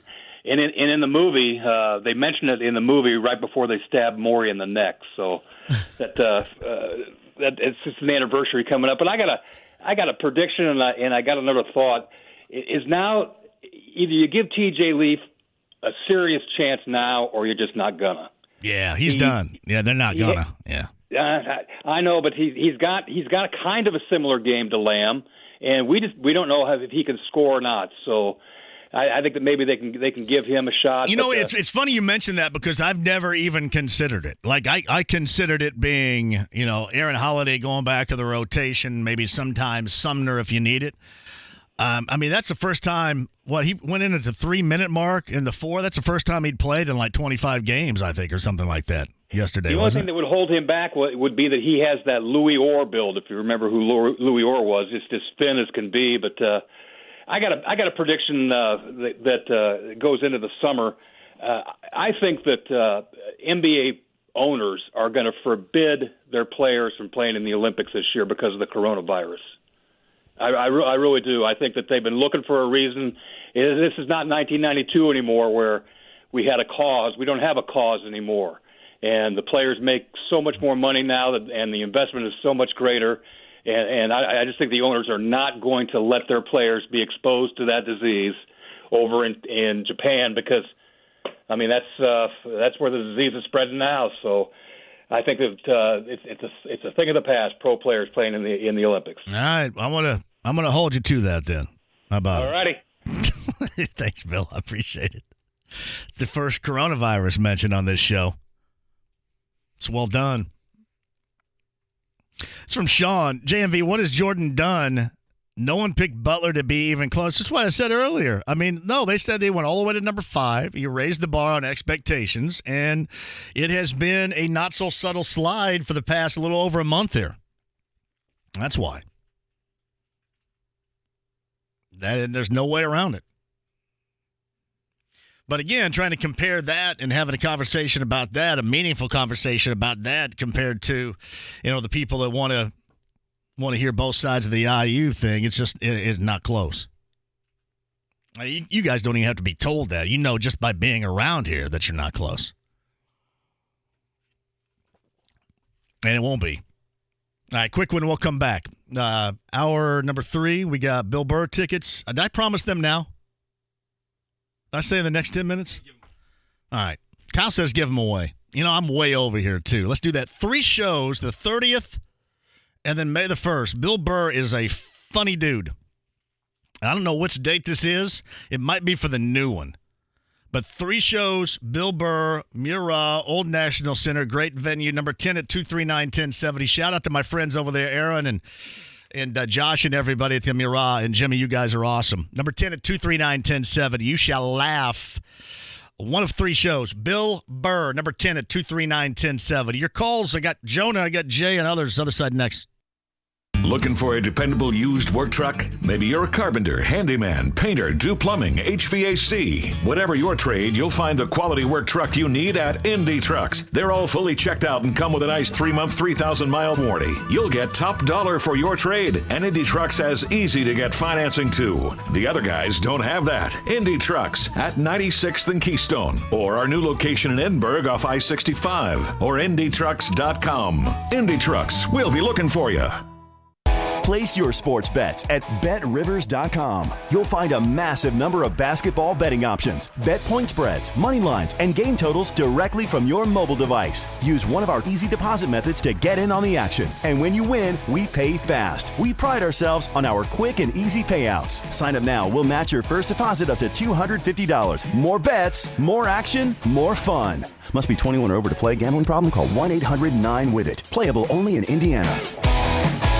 Guys take a lot of pride in their performance, and most of the time, we're okay if that performance drops off from time to time, like on the golf course. Hooked it. On the court. That was a brick. Or at the gym. Oh, forget that. Way too heavy. But when that bedroom door closes, that's when you never want to drop the ball. Don't let erectile dysfunction rob you of your ability to perform at your best and satisfy your partner. Call the Indianapolis Men's Clinic now at 317-999-9000 and find out about Pulse ED, the revolutionary ED treatment that can fully restore your sexual function without needles or surgery. Pulse ED uses sound wave acoustic technology to open and generate blood vessels, increasing firmness and stamina. Pulse ED can get you back in the swing of things in just 6 quick, easy, non-invasive sessions. To schedule your Pulse ED consultation, call 317-999-9000. That's 317-999-9000 or visit IndyMen'sClinic.com. Get up and go now so you can go tonight. This ad for Hellsberg Diamonds has been specifically written for those who'd rather think about their favorite game than engagement rings. Imagine your favorite game has a secret level that gives you special powers to win the game. Well, if that game was called Getting Married, the secret level is called Hellsberg Diamonds. Choose from a huge curated selection of rings or even design your own with our on-site jewelers. It's like a cheat code to finding the perfect engagement ring. Visit us at Plainfield Commons. Hellsberg Diamonds, a Berkshire Hathaway company. I never thought I would say it again, but mortgage interest rates are in the twos. And by twos, I mean we are locking 30-year fixed loans in the twos. TheHomeLoanExpert.com. Do you need furnace or heat pump service and need to find a local well-trained expert you can trust like Reinhardt Heating and Cooling? Well, find that American Standard dealer at IndyHomeComfort.com. This is Indy Sports Center. WFNI, WIBC, HD2, W298BB, W228CX, Indianapolis. The Pacers return home to face the Charlotte Hornets tomorrow evening at 6:30 on 93.5 and 107.5 The Fan. The Ride with JMV. And the beat goes on, yeah. And the beat goes on. 93.5 and 107.5 The Fan. Hey, welcome back. Kyle is in here. I'm John. I got me, you, the rest of the way. If you guys are down with it, I am too. Bill Burr tickets. You guys are all over the Bill Burr tickets. 3 shows now at the Mira Old National Center coming up April 30th and May the 1st. He is a funny dude. He'll be on the show. Adam Carolla is going to join me later on this week. Adam is going to be downtown at the at Helium. And then I've got coming to Helium Gilbert Gottfried and Tim Meadows. Both are former SNL cast members. Now, Tim Meadows was there forever. I think Gilbert Gottfried may have been, the 1980 year? Was he there only for 1 year? He was in that major transition. Remember Charles Rocket, who dropped an F-bomb on the air? Charles Rocket killed himself. But he dropped an F-bomb on the air. I think that was a 1980 year. That was the year before Eddie Murphy started at the age of 19. But Gilbert Gottfried was a cast member. I want to say it was 1 season.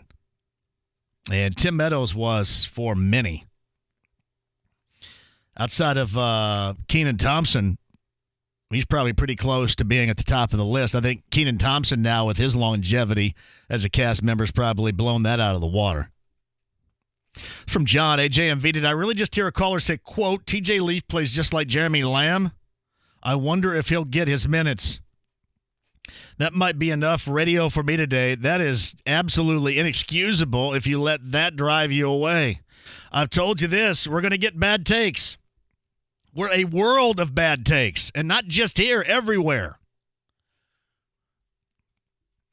I mean, you have a bad take daily. All right, we've got to learn to live with it and trust one another and battle through these bad takes.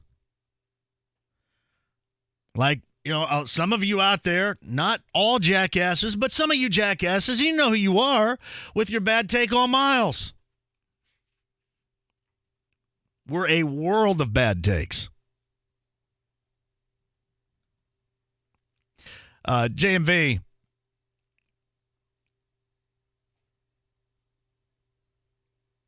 I will for sure be signing up for the Backyard Bourbon Blast when we move back. I'm telling you what, it's coming.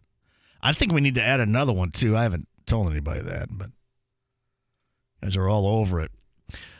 From my man Jeff, I'm going to disagree here. I think this Lamb injury will be good for the Pacers. It'll bring the minutes back closer to what it was before Vic got back equal. Happy players, better play. You think that's holding them back right now? They've looked a lot like a really bad team over the past 3 weeks. They just have. And, you know, I know everybody wants to put that on Vic, and there's a turn, and I was willing to wait, and I'm waiting. But yesterday was kind of my breaking point on that. I mean, I don't know how it gets much worse. I mean, you've seen both sides of it, and what's ironic about it, you've seen both sides of it with the Raptors. You've seen the great and the 18-point lead in the second half, and everything's great, and then gagging an 8-point lead with about a minute to go and losing on the road. They had the opportunity. What was the Raptors on that Wednesday night? 13 consecutive wins. The Pacers had the chance to snap and didn't because they gagged it on what was just basically a half-ass press. I mean, it was your garden variety. We got to pull something out of rear end kind of press, and they got it done. I mean, you've seen that, and then you saw that 46-pointer. Both sides. Now is the time to be what you believe yourselves to be, and that's everybody. I didn't think I was going to be having this conversation until mid-March, but I had to expedite the process a little bit after witnessing yesterday. And I just can't write it off like others can so easily. Oh, you know, it's Sunday, and out here in Canada, into February, the Blas. I mean, they played. That was their second game after the All-Star break. So you're going to go up there and look that damn tired? Malcolm Brogdon looks like he's worn out.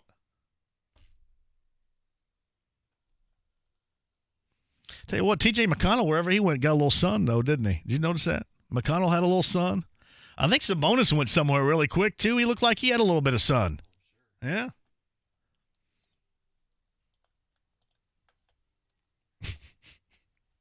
Alex Pelham. Miles Turner sucks.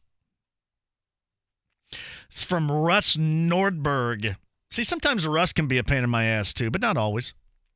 Lance Stevenson averages in one season in China 27 per game, 7.5 boards. I just tuned in. Are we bringing Lance home? I think he's already here.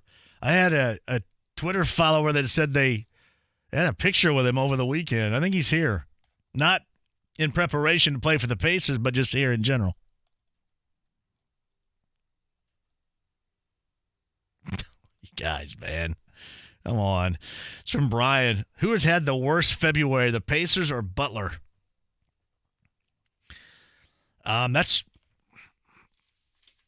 pretty tight accommodations right there. I mean, the Pacers lose, 6 of 7 now. They've, 2 out of their last 9, 10, something like that.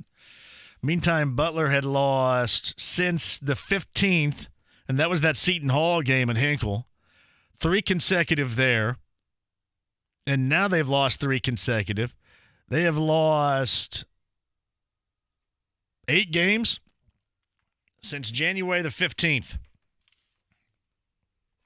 And not all that should be blamed on injuries. It just shouldn't. All right, 239-1070. Who won the Bill Burr tickets? I got people up my rear end wanting them right now. Matt Murray. Well done, Matt Murray. Korn and Faith No More, Ruoff this summer. Dave Matthews Band. One of 2 shows for Dave, and we've got tickets for somebody a little bit later. Hey, JMV, the Pacers are just a mediocre team like most of the teams in the NBA. They should have acquired Andre Drummond since they cannot rebound and have no toughness inside. I love the Pacers, and I'm happy we have them in Indy, but unless the owner changes his current mindset, we will never compete for a title. Stevie G, they've only really competed for a title once. They've only been in the title game once, the title series once.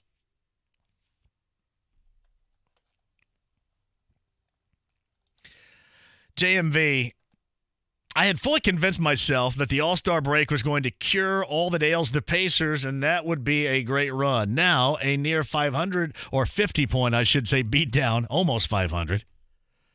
Sure destroyed all those positive thoughts. I'm not sure how many wins in a row it will take to give me confidence, but sure better start tomorrow. That's Mike in Portland, Oregon. I just want to see these guys play well for more than just a fleeting moment. There's always something. Like tomorrow, and I'll give you a great example. I want to see them beat Charlotte tomorrow night by 20. Because here's what I'm sick of. Even when they get out against the Knicks, they got to scratch and claw to close the door. They had to do the same against Milwaukee. I want to see them beat somebody's ass. And if the embarrassment of last night in Toronto is not going to be enough for them, then what will? I mean, Charlotte should be a damn speed bump here tomorrow night. But you watch. I'm telling you what, I got to give a shout out to our guy, Chris Denari, because you can kind of tell by his voice sometime when they get out to a big lead and then they have the opportunity to raise it, to maybe go up. You know, let's say they're up 10, have a chance to go up 13 and a 3 rims out, and then the other team goes down the other end and hits a 3 on their own. You can just kind of hear it. Oh, here we go again. Now I want to see them put somebody. I know Charlotte's not any good, and I'm not going to say, well, if they do that, they're back. But that's what they should be doing after the beatdown they took last night in Toronto. Jay's at 239-1070. Hello, Jay. Yeah, JMV, what's going on with you, buddy? I'm big time. How about you? Oh man, I'm doing just fine. I can't complain. Man, I'm so embarrassed, man, by the Pacers embarrassing the state of Indiana last night. And I'm gonna tell you something. Yes, it's time for them young bloods to start playing. You know, being that Lamb is hurt. You know, maybe Alizé Johnson can get some minutes, and definitely Aaron Holiday. We got to realize, man, it is what it is with Nate McMillan. Man, this guy had never ever been able to get a team in the playoffs to the point where they win and win it. I think as long as he continued to coach the Pacers, you know, what you see is what you get, and what you get is what you see, because that's what he is. You know, he's what he is, and we need to chalk it up and let it be known, man. This guy, man, when he was in Portland, he did the same thing. This guy do not know how to coach an NBA basketball team, and as soon as what's his name, the GM, as soon as them guys could realize that, man, Kevin Pritchard we'll be. Team president Kevin Pritchard. And this is his 4th year.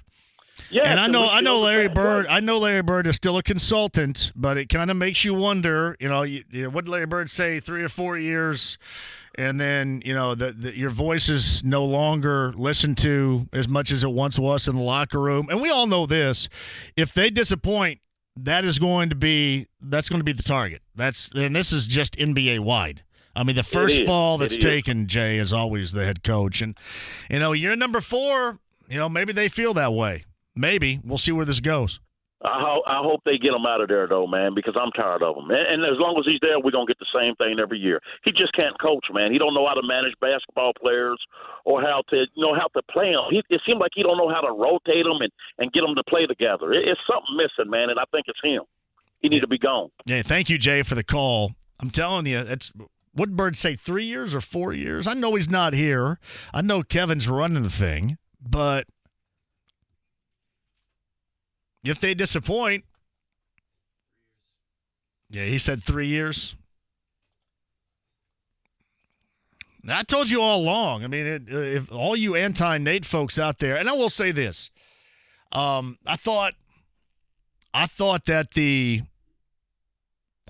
game at home, which one was that I blamed on Nate, the late? They had some really late game. I can't even remember what it was now. They're all mixing together in my mind. I think it was it New Orleans maybe? I don't think it was Toronto here. It might have been New Orleans here. This kind of late game situational stuff was really weird. But we know this in the NBA. When you don't measure up to expectations, and the Pacers, like it or not, set expectations for everybody, set the bar higher than what they're proving to be right now. The first person that takes the heat for that is the head coach. And this is year number 4. Now, I've also said this, that there have been a lot of situations where his guys haven't handled anything. His guys haven't hit anything. I know everybody can be mad as hell at the coach for, well, his rotations stink and he should be playing that guy and this guy, but damn. I mean, when you got supposedly a closer and you got your guys out there against Toronto on the road and you gag, and that was a gag job. That was a choke job. When you choked that up, I didn't blame him as much as I blamed the dudes out there that couldn't handle a half-ass press. And that's exactly what it was. It was nothing extravagant. It was, oh, crap, we got to get something done right now and hope.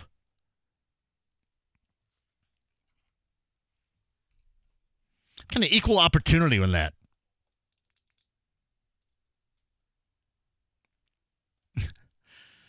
JMV, what was more embarrassing last night when the Pacers got rolled in Europe? It's from Dave Sellers. They got rolled in Europe in January of a couple of years ago, right, Dave? Maybe more than that, I'm sorry. 3 years ago? To the Denver Nuggets? That the game you're talking about in London? It was like a complete and utter no-show.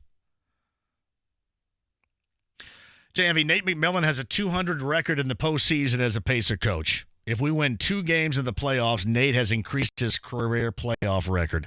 We fired Frank with a 48-3 record, but we're keeping Nate for some strange. For one, you're not going to fire a coach right now anyway. Like I said, this is year number 4. So he's going to be on the hook for this regardless, but the coaches are always the first. I think more people than anything else are hoping these guys pull themselves up out of it. Again, as much as you can put on him, and he's an NBA coach, and you always will, can these guys have some stinking responsibility in it too? I'm not a huge Nate defender, but my God. Can't guard anybody. Can't stay in front of anybody. I'm going to tell you this. Everybody out there that dislikes Miles may be expendable if anybody on that team could keep anybody handling a ball in front of them. Nobody can. JMV, I love Nate, but at the end of the day, he's never even won a playoff series here. It's not like he's some Hall of Fame coach with a ton of accomplishments. I'd say him, I know, but you're not going to fire him right now. You guys want him fired right now?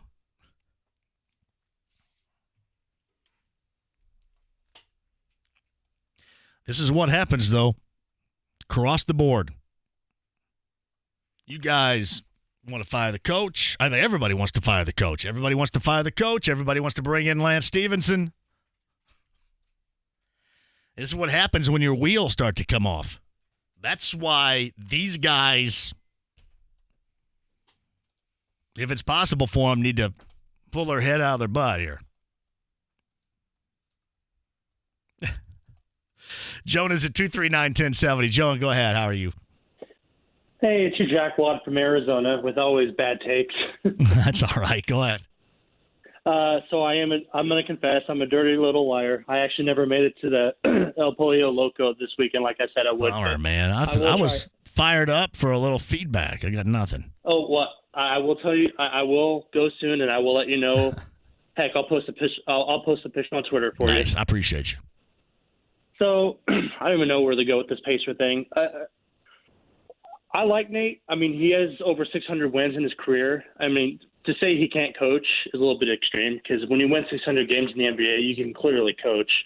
Although firing him right now is not going to do anything. Well, and again, if this circles the drain, then he's going to be nearing the end. I think that's going to be it'll be problematic for him. There's no question.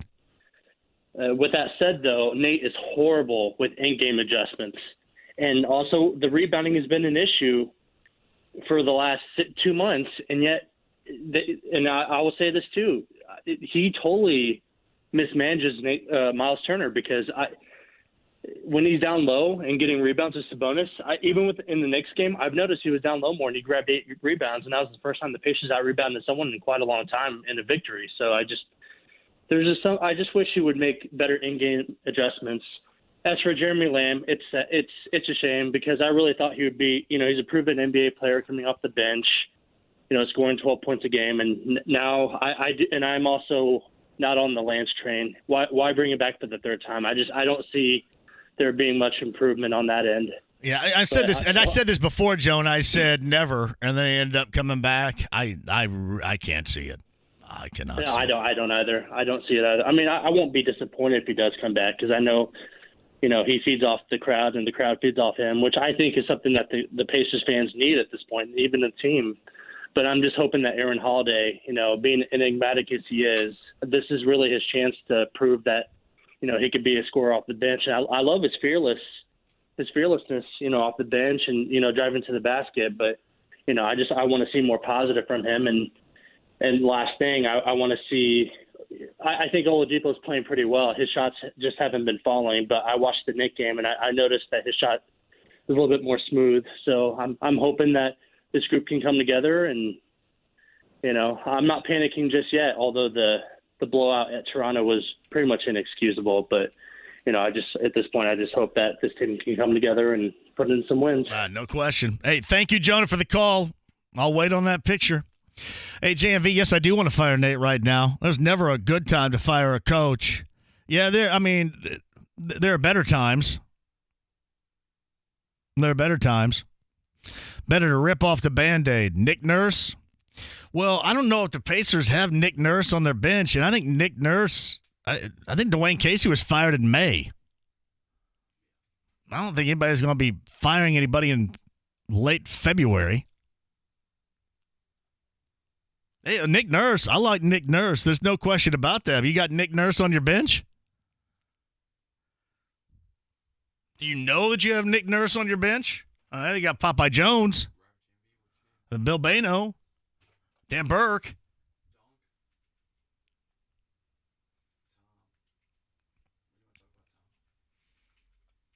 I'd have to check. I'm pretty sure Toronto made that. I mean, I know that's always kind of well,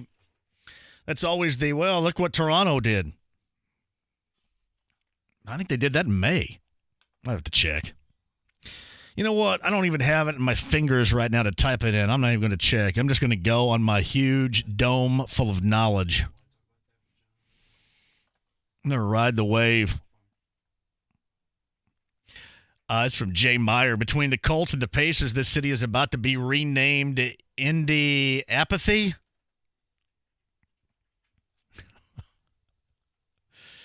Don't tell the franchise heads that. That's especially one that digs into the Colts. They hate that. Apathy, I think, scares them more than anything.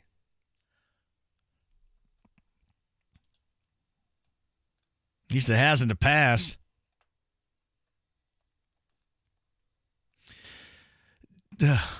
JMV, Stop dissing the Vic Six factor. The team was in the NBA's top 12 in power rankings before the Vic return. The passing team play. Shooting has all gone south. Any team that can lose 6 in a row and get blown out by 40 will be lucky if they get into the postseason, let alone win the series. I don't get this, I guess, so I need to be ripping on Vic. Vic's the reason. I will say this. I liked it before he injured his back or whatever. I did like the fact he was going to the hole more, and we saw that before the All-Star break against Milwaukee. And he did settle a lot, meaning he settled for a lot of jump shots a lot. That's going to even everything out. I mean, I hate to see it. He averaged 12.5 points a game. These guys don't look like they can take losing 12.5 points a game right now, but for the sake of the rotation, now Aaron Holiday is going to get a chance to prove if he ever thought, and it's just human nature. I thought he handled it well when he went to the bench upon Oladipo's return. I thought he handled it as well as you could. Didn't look like he was upset about anything, but deep down inside that had to eat at you.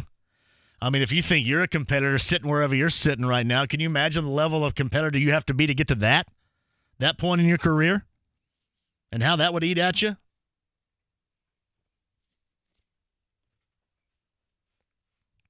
So now he's going to get the opportunity. It's still hard-pressed to find anything about taking 12.5 away from this team that's not any good. JMV, if you're going to get rid of the coach at the end of the year, and they already know that, why wait until the end of the year? Well, I don't know if they already know that or not, Brian. Do they know? How do you know that they know that? I mean, do you think these guys are playing down to what they have because they've just decided to tune Nate out? I will say that. I mean, if there's something deviant, let's say, within that locker room that is causing this, then you got to flush it out and find out what it is, and then you make your decision regarding that. But, I mean, I sure as hell hadn't heard anything about it. It just looks like a group right now that's in a bad funk. I don't know what it is. I mean, maybe it's a variety of things. Maybe it's, Vic's return. Maybe it's the players and this not playing. I mean, Brogdon looks half of what he once was.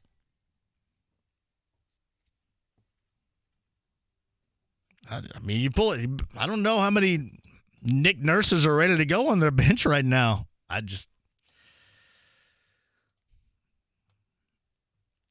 sure as hell don't know if anybody knows that it's evident that he's going to lose his job.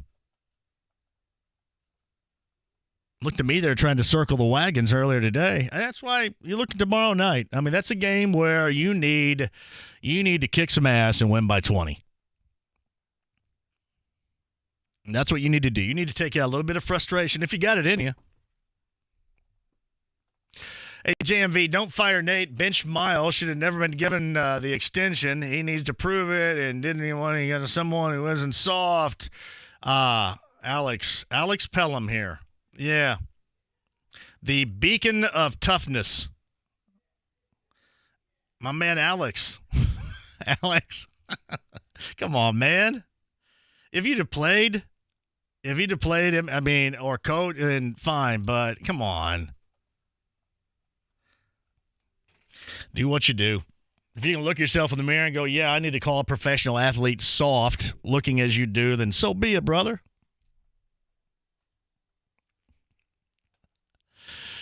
I don't know. I mean, part of you understand I pretty much know the path in which all that is going ultimately, so it's all right. Hey, I'm going to hang on to it. When I make a take, I hang on to it.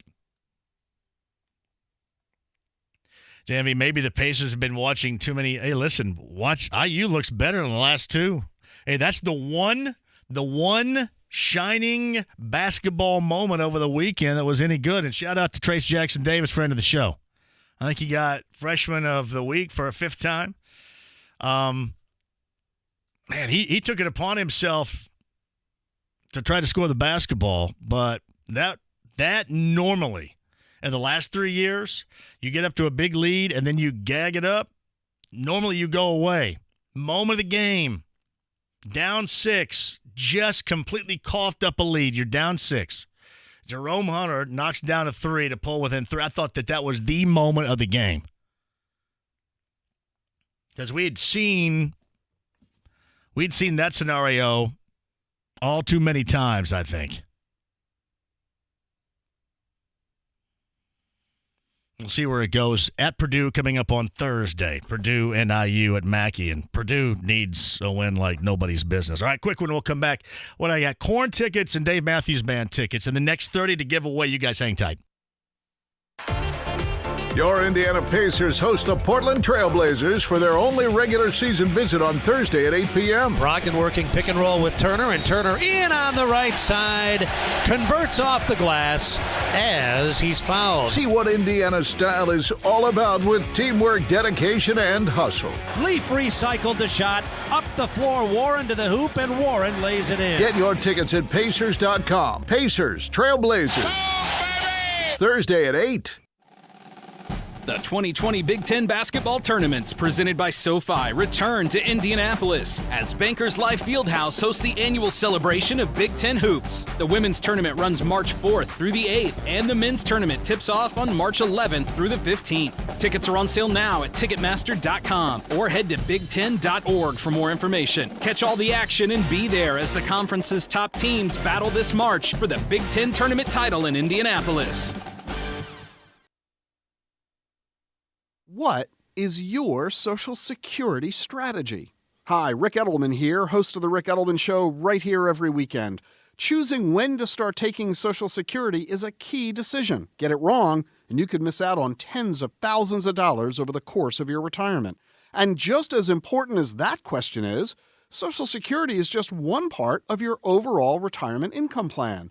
Equally important is figuring out how to generate income from your investments. How much can you withdraw so that you never run out of money?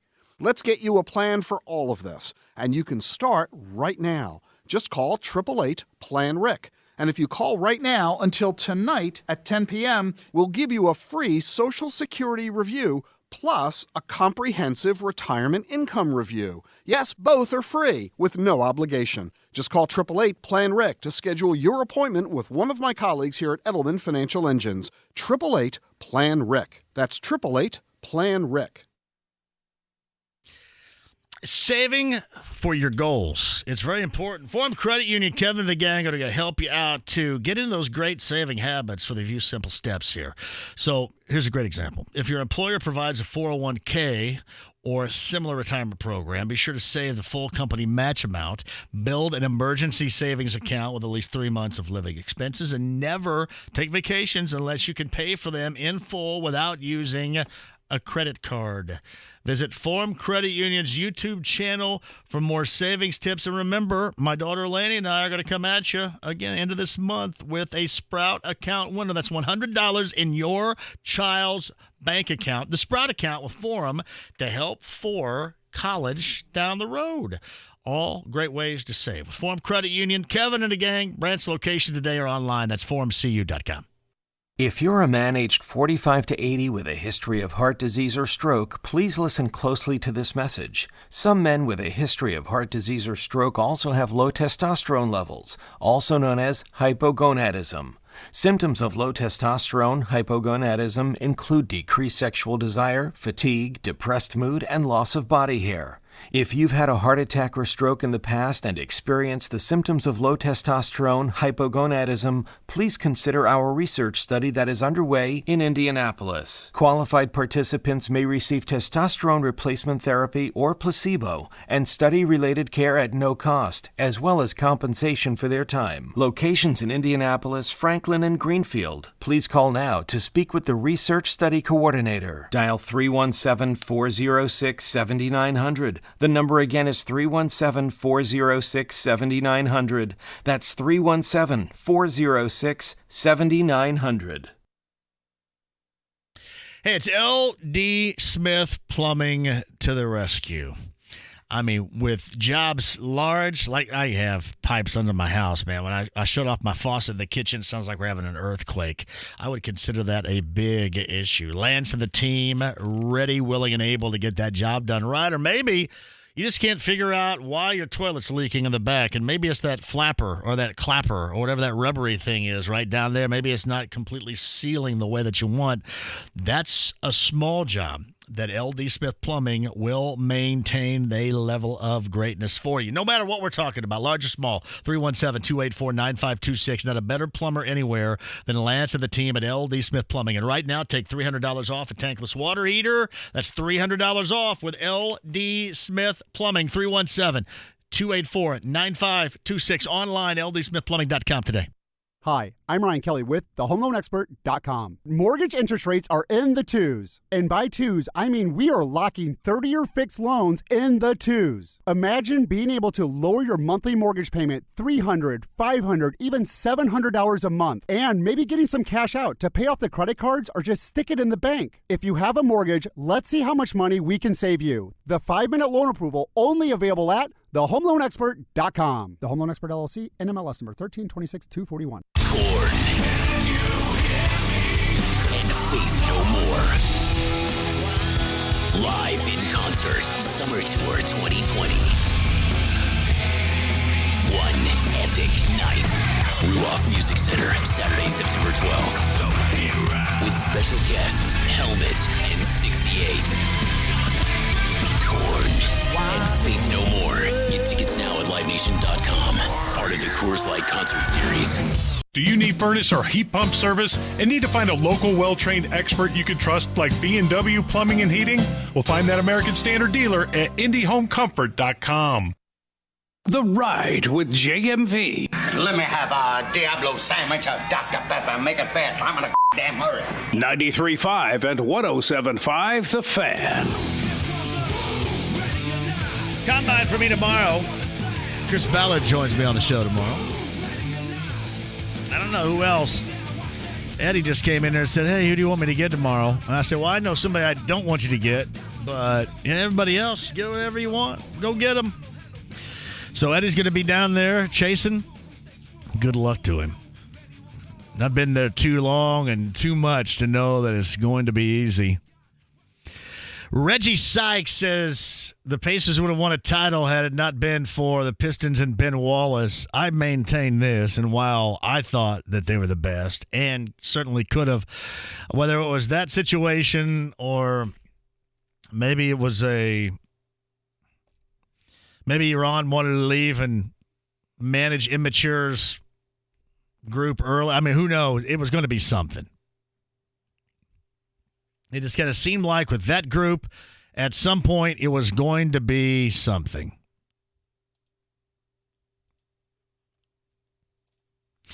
JMV at 1070thefan.com. Hey, JMV, with all these questions coming at you all the time, how do you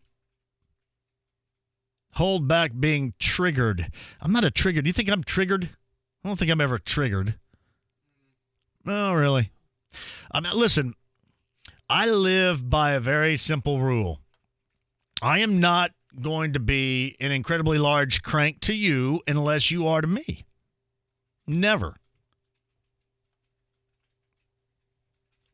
It's like when Robert called a little bit earlier, bad take last week, that happens. We're in a world of bad takes.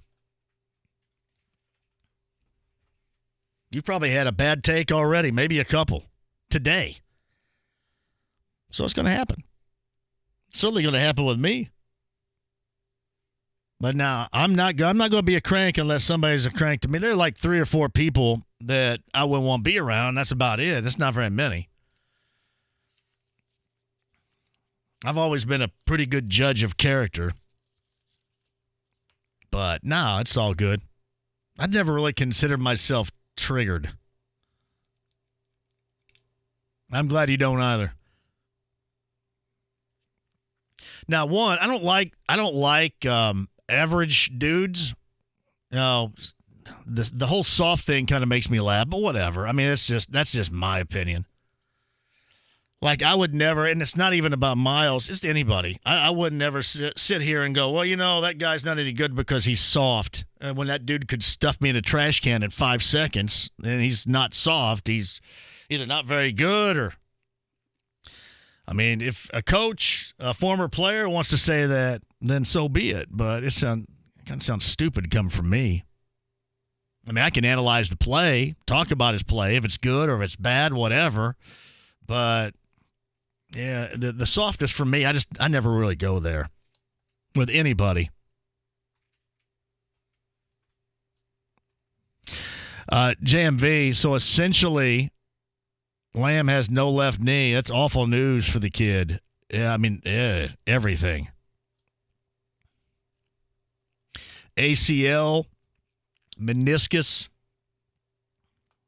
femoral fracture.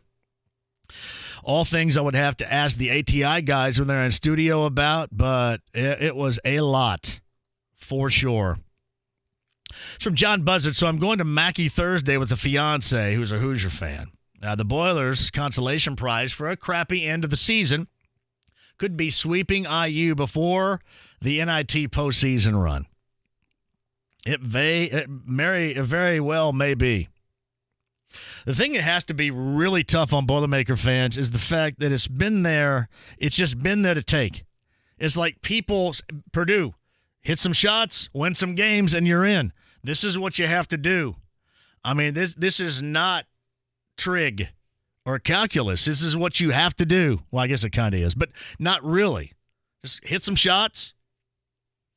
Win games in your own building. This is what you have to do, but that's what's been so disappointing.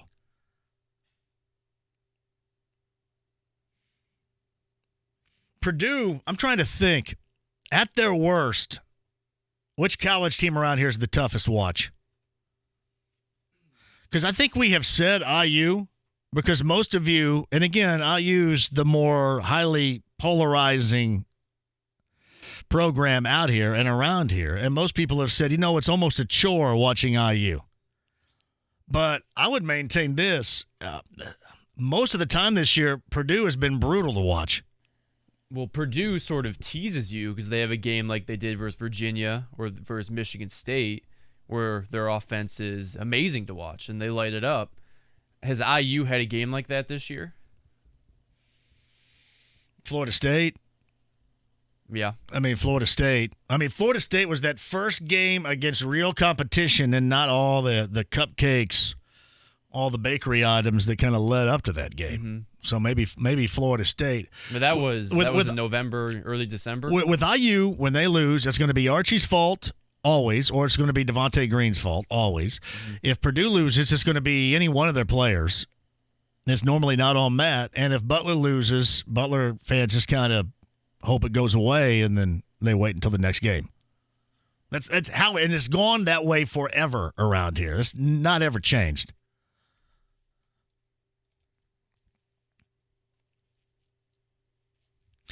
JMV, what about adding Jamal Crawford? Has he played it? He hasn't played it all this year, has he? No. How old is he? He's not with the team. I think he's 41 or 42. He's 41. He's in great shape. Honestly, this is what's going to happen, Jeremy, at least to me. I'll be surprised otherwise, because if you look at the buyout market right now, the way that it stands, there's nothing impressive on it.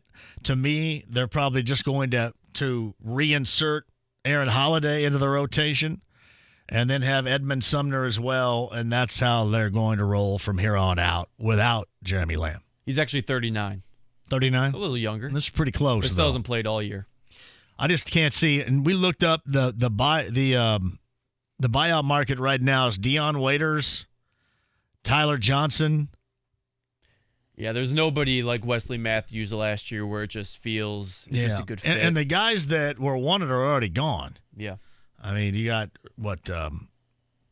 Jackson from Detroit. Markieff Morris. Yeah. From Detroit. Is Kid Gilchrist, is he in Milwaukee now? He signed with Dallas? I believe Dallas, yeah. Dallas Mavericks. So, and those, none of those guys, I don't think fit anyway. Like last year when Vic went down and everybody started eyeballing the situation with Wesley Matthews, that made sense. That part made sense. It didn't work out as well as everybody had hoped, but it made sense. There's really nothing that makes sense other than just reinserting Aaron Holiday into the mix and then moving on from there. All right, quick break, and we'll come back. JJ a little bit earlier. Also, we talked to Stephen Holder of The Athletic. Jim Irsay had the press conference yesterday. Really nothing major out of that. Now, tomorrow, Chris Ballard and Frank Reich will speak with the media at the Combine. We'll have Chris Ballard on the show at some point tomorrow afternoon. Do a little long form with Chris tomorrow. That's some interesting questions. All right, we got that tomorrow live from the Combine. Thursday is going to be a must-attend. I'm going to make sure you guys are down with it on Thursday. I'll explain that. And as I go to a break, let's give away some Korn tickets. Want to do that? Korn and Faith No More. That's Korn and Faith No More. September the 12th. Actually, hold on. Korn, Faith No More, and Helmet. Ruoff, September the 12th. Number 2, check that. Number 10 at 239-1070 will get a pair on us. Thank you, Live Nation. That is September the 12th. Tickets are available. Korn, Faith No More, and Helmet. Number 10 at 239-1070 is a winner. We'll come back, get to your calls, and somebody's going to get some Dave Matthews Band tickets in the next 15 minutes as well. Back with you next. Dave Matthews Band is back at Ruoff Music Center this summer, and listening to JMV is how you can score some tickets. Tune in every weekday from 3 until 6 for your chance to win. Celebrate future NFL stars. The 2020 NFL Combine presented by Verizon at the Indiana Convention Center the 26th through the 29th. Now, fans can cheer on their favorite NFL prospects at the bench press, get a photo with Lombardi, see the full collection of all 53 Super Bowl rings. Entries free. For more information, NFL.com/Combine, and for a chance to win the ultimate trip for 2 to Las Vegas for the 2020 NFL Draft, download NFL One Pass today. I'm Steven Sobek. Let's parlay. Purdue continued its recent dominance over Indiana with a 74-62 road victory 2 weeks ago, overshadowed by Bob Knight's historic return to Assembly Hall. This week on my Let's Parlay blog, I'll preview the rivalry as it heads to West Lafayette and what the Hoosiers and Boilermakers need to do to keep their chances of making the big dance alive.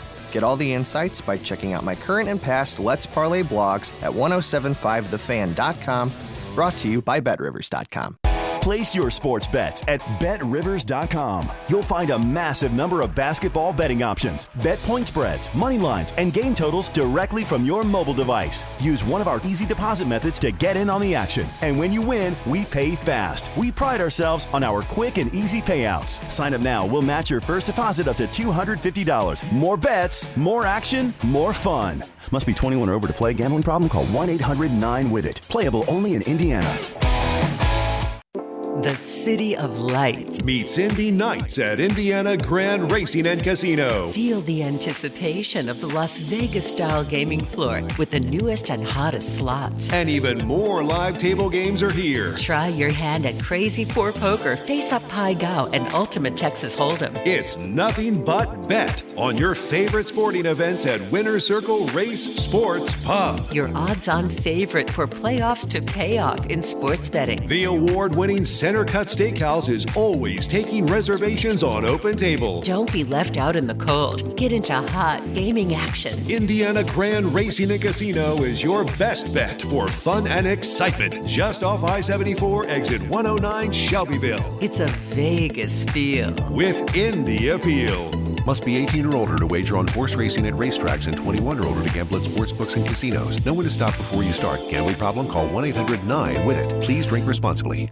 Hey, my friends from Love Heating and Air Conditioning, that's John and Chris, have a great deal for you. And here's why. They're celebrating 100 years. That is 100 years of the best service. You don't last 100 years without being the best, without that level of greatness. And John and Chris, to celebrate, they're going to give you this offer. A 92% high-efficiency gas furnace installed for only $2,100. That is complete. Limited time offer while supplies last. Shout out to them. They're the absolute best. Heating this time of year, summertime with the cooling, they got you covered. And let's just say right now your furnace may not be up to optimum condition. Inefficiency is setting in. This is what's going to do you up right. A 92% high-efficiency gas furnace installed, $2,100 complete for a limited time and while supplies last. Online for more info, love-hvac.com. Hey guys, looking for a reason to spend 3 days on the couch watching basketball? Schedule your vasectomy at Urology of Indiana for a Thursday or Friday, then sit back, relax, and catch some games over the weekend while you recover. It may be the only time your wife approves of hoarding the couch and the remote control. My vasectomy at Urology of Indiana was simple and took only about 15 minutes. Soon after, I was out the door and on my way home. During my recovery, I took ibuprofen and was back in my office in 3 days. The docs at Urology of Indiana are board certified and perform vasectomies every day of the week, all year long. They are pros at what they do, and they have multiple vasectomy clinics, so chances are good there's one close to you. If you've been putting off your vasectomy, now is the time. You'll never have a better excuse to watch basketball. Call Urology of Indiana or visit vasectomyindy.com for information and to schedule an appointment. That's vasectomyindy.com. Firehouse Subs is no ordinary sub shop. Are you tired of overpriced lunches that underdeliver on flavor? If you are, head to Firehouse Subs, where for a limited time you can get a $4.99 choice sub. Choose from medium smoked turkey breast, Virginia honey ham, or roast beef. They're custom-made hot subs at a price ready-made to make you smile. Just $4.99 only at Firehouse Subs. Enjoy more subs, save more lives. Participating locations plus tax. It's a limited time offer. Prices may vary for delivery. And remember, Firehouse Subs, founded by firemen. Hi, it's Indy 500 champ Tony Kanaan here with Chuck Jones from BUS Chevy. You know what's better than winning once, Chuck? Winning twice. During our tax sale, everyone wins when we double your down payment. That's perfect timing to get your new car with your tax refund. We'll match any tax refund up to $2,000, plus give you up to $4,000 more for your trade. Drive away in an all-new Silverado for just $229 a month. So find your roads to BUS Chevy or BUSChevy.com, where everyone gets treated like a winner. Winner, winner, chicken dinner. Soccer Saturday featuring Indy 11. If this is your football, this is your show. Saturday at 9 on The Fan. The Ride with JMV. You take drugs, Danny? Every day. Good. So what's the problem? I don't know. 93.5 and 107.5 The Fan. Kyle's over there. My name is John. You guys have been fantastic today. Dave Matthews Band tickets coming up in a minute. What the hell's on tonight here? Instant replay. Chris Ballard with Me Tomorrow Live from the Combine. I'll be down there too. If you guys are, I don't know, can they get near me over there? You want you guys to come because I'll be bored as hell after Chris steps away. So come and join me if you want. Am I allowed to say that? I love Eddie. Good luck. Good luck. Good luck running, Eddie. A quick shout out to Girls State Finals coming up this weekend. Pioneer and Lagodi in Class A. That's my man Smitty. My man Smitty and Chris Reed, I believe, the coach of Lagodi. I want to make sure I'm at. Yeah, that's Brian Smith, also known as Smitty, also back in the name known as Blankety Smitty. Great dude. Brian Smith and my guy Chris Reed, the head coach of Lagodi. Frankton, and I have a lot of friends up in Frankton, and you guys, Linton Stockton's just 2A staple on basically everything now from GC representing. That's 2A. That's the morning session, evening session at 6, and 3A Northwood in Salem. You guys remember the player back in the 80s that was supposed to be good? I don't know if IU ever recruited him. Jimmy Apple. Anybody remember Salem's Jimmy Apple? I think he was left-handed. Northwestern and LN, the 4A game at 8:15.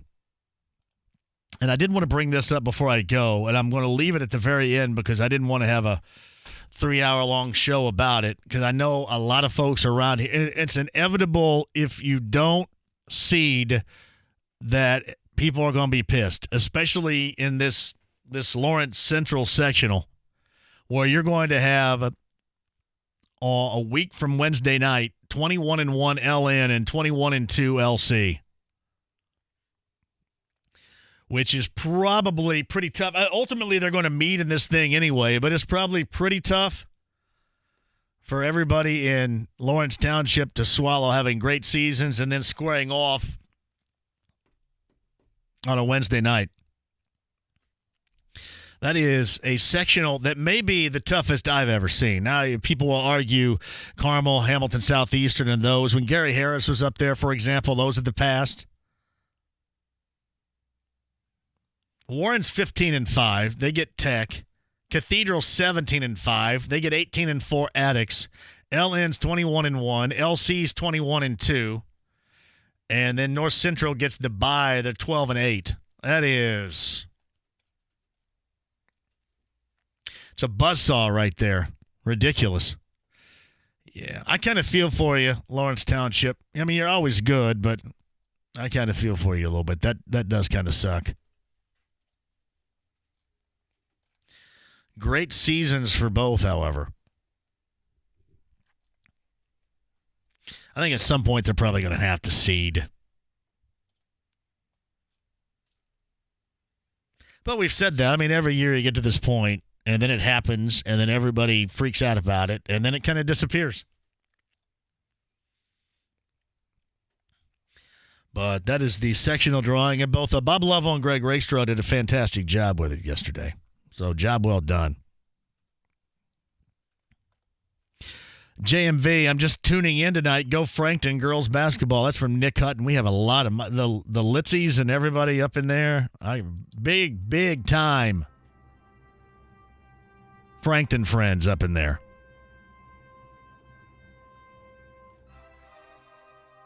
Shout out to my man Lance Smith of LD Smith Plumbing, who was listening to the best. You know, not only is he the best in his group, they listen too. That's awesome.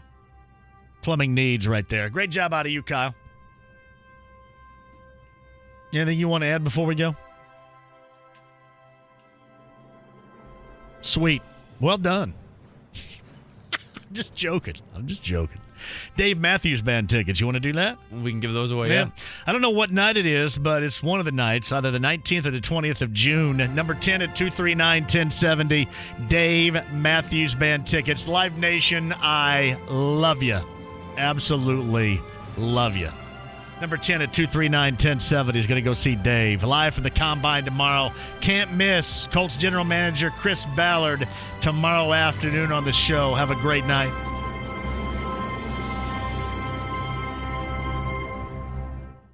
It's the Fan Morning Show with Jeff and Big Joe. Peter King. Jacoby Brissett, their quarterback for the right now. My sense is that they would be interested in Phillip Rivers. If you're the Colts, you probably want some quarterback insurance. They really like Brissett, but I don't know how you can be positive that he's your long-term quarterback after what you saw in 2019. The Fan Morning Show with Jeff and Big Joe. Weekday mornings 7 till 10. Only on 93.5 and 107.5 The Fan. Sports Center updates on the Fan are brought to you by Big O Tires. Stop by your local Big O Tires for no credit needed financing on tires, alignments, brakes, oil, and more. Big O Tires, the team you trust. So, Indiana, you may have heard the local legend that if you flash your brights 3 times on Main Street, you'll see a ghost dog pushing a shopping cart. While we cannot confirm or deny the existence of the ghost dog on Main, we can tell you Geico's Always Ready to Help service has earned them a 97% customer satisfaction rating. Ghost dog satisfaction rating is in the single digits. And Geico is there when you need them, with local agents you can visit or call, plus 24/7 access to licensed agents online or over the phone. Ghost dog isn't licensed. Plus, the Geico Insurance Agency could help you save on home, renters, and condo insurance. And Geico could help you save on boat, RV, or motorcycle insurance. Ghost dog can't help anybody with anything. He can hardly handle the paranormal shopping cart he's pushing. Geico. You could get legendary savings and more at geico.com, over the phone, or at your local office. How do you wake up the entire African American community to the hidden issue of mental health problems? It showed up in my life through one of my best friends. And we've been friends for over 30 years. Share your story. If we would have known earlier, we would have been much more supportive with her. Once I reached out to my sister, it got a little better. Once I told my mother, it got a little better. The more I talked about it, I felt it coming off. The healing is in me, and the healing in a journey can also be extended to others. It's our community and our mental health. Giving voice to what you're feeling is part of the healing. If you're strong enough to just open your mouth, that's all it takes. And the most revolutionary and healing thing that Black people can do right now is to love one another. It's time to share ourselves. Healing starts with us. Search online for stories that heal. A message from the U.S. Department of Health and Human Services, the Ad Council, and the Stay Strong Foundation. He's Big Joe for your trusted local independent American Standard heating and air conditioning dealer, Kirby Heating and Air Conditioning.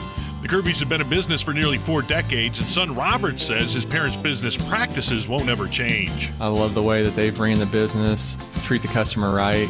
Word of mouth is our biggest advertisement, so you treat people right and they're going to recommend you 10 times more, so it's been great. Call Jessica, Lloyd, Robert, and Adam at Kirby Heating and Air Conditioning at 317-892-3614. Kirby is your trusted local independent American Standard dealer. At Shane Company, we found an engagement ring that I absolutely love. They have the best warranty in the industry. The other jewelry stores we went to wanted to charge us for the warranty, and it didn't even cover the center stone. I love my ring. It's beautiful from every angle. Even the sides have elaborate design details. And I feel good knowing they'll maintain it and keep it looking brand new forever. At Shane Company, we take extra steps to ensure you get a superior engagement ring at the best price. Our gemologists inspect every stone for quality and brilliance. We put more gold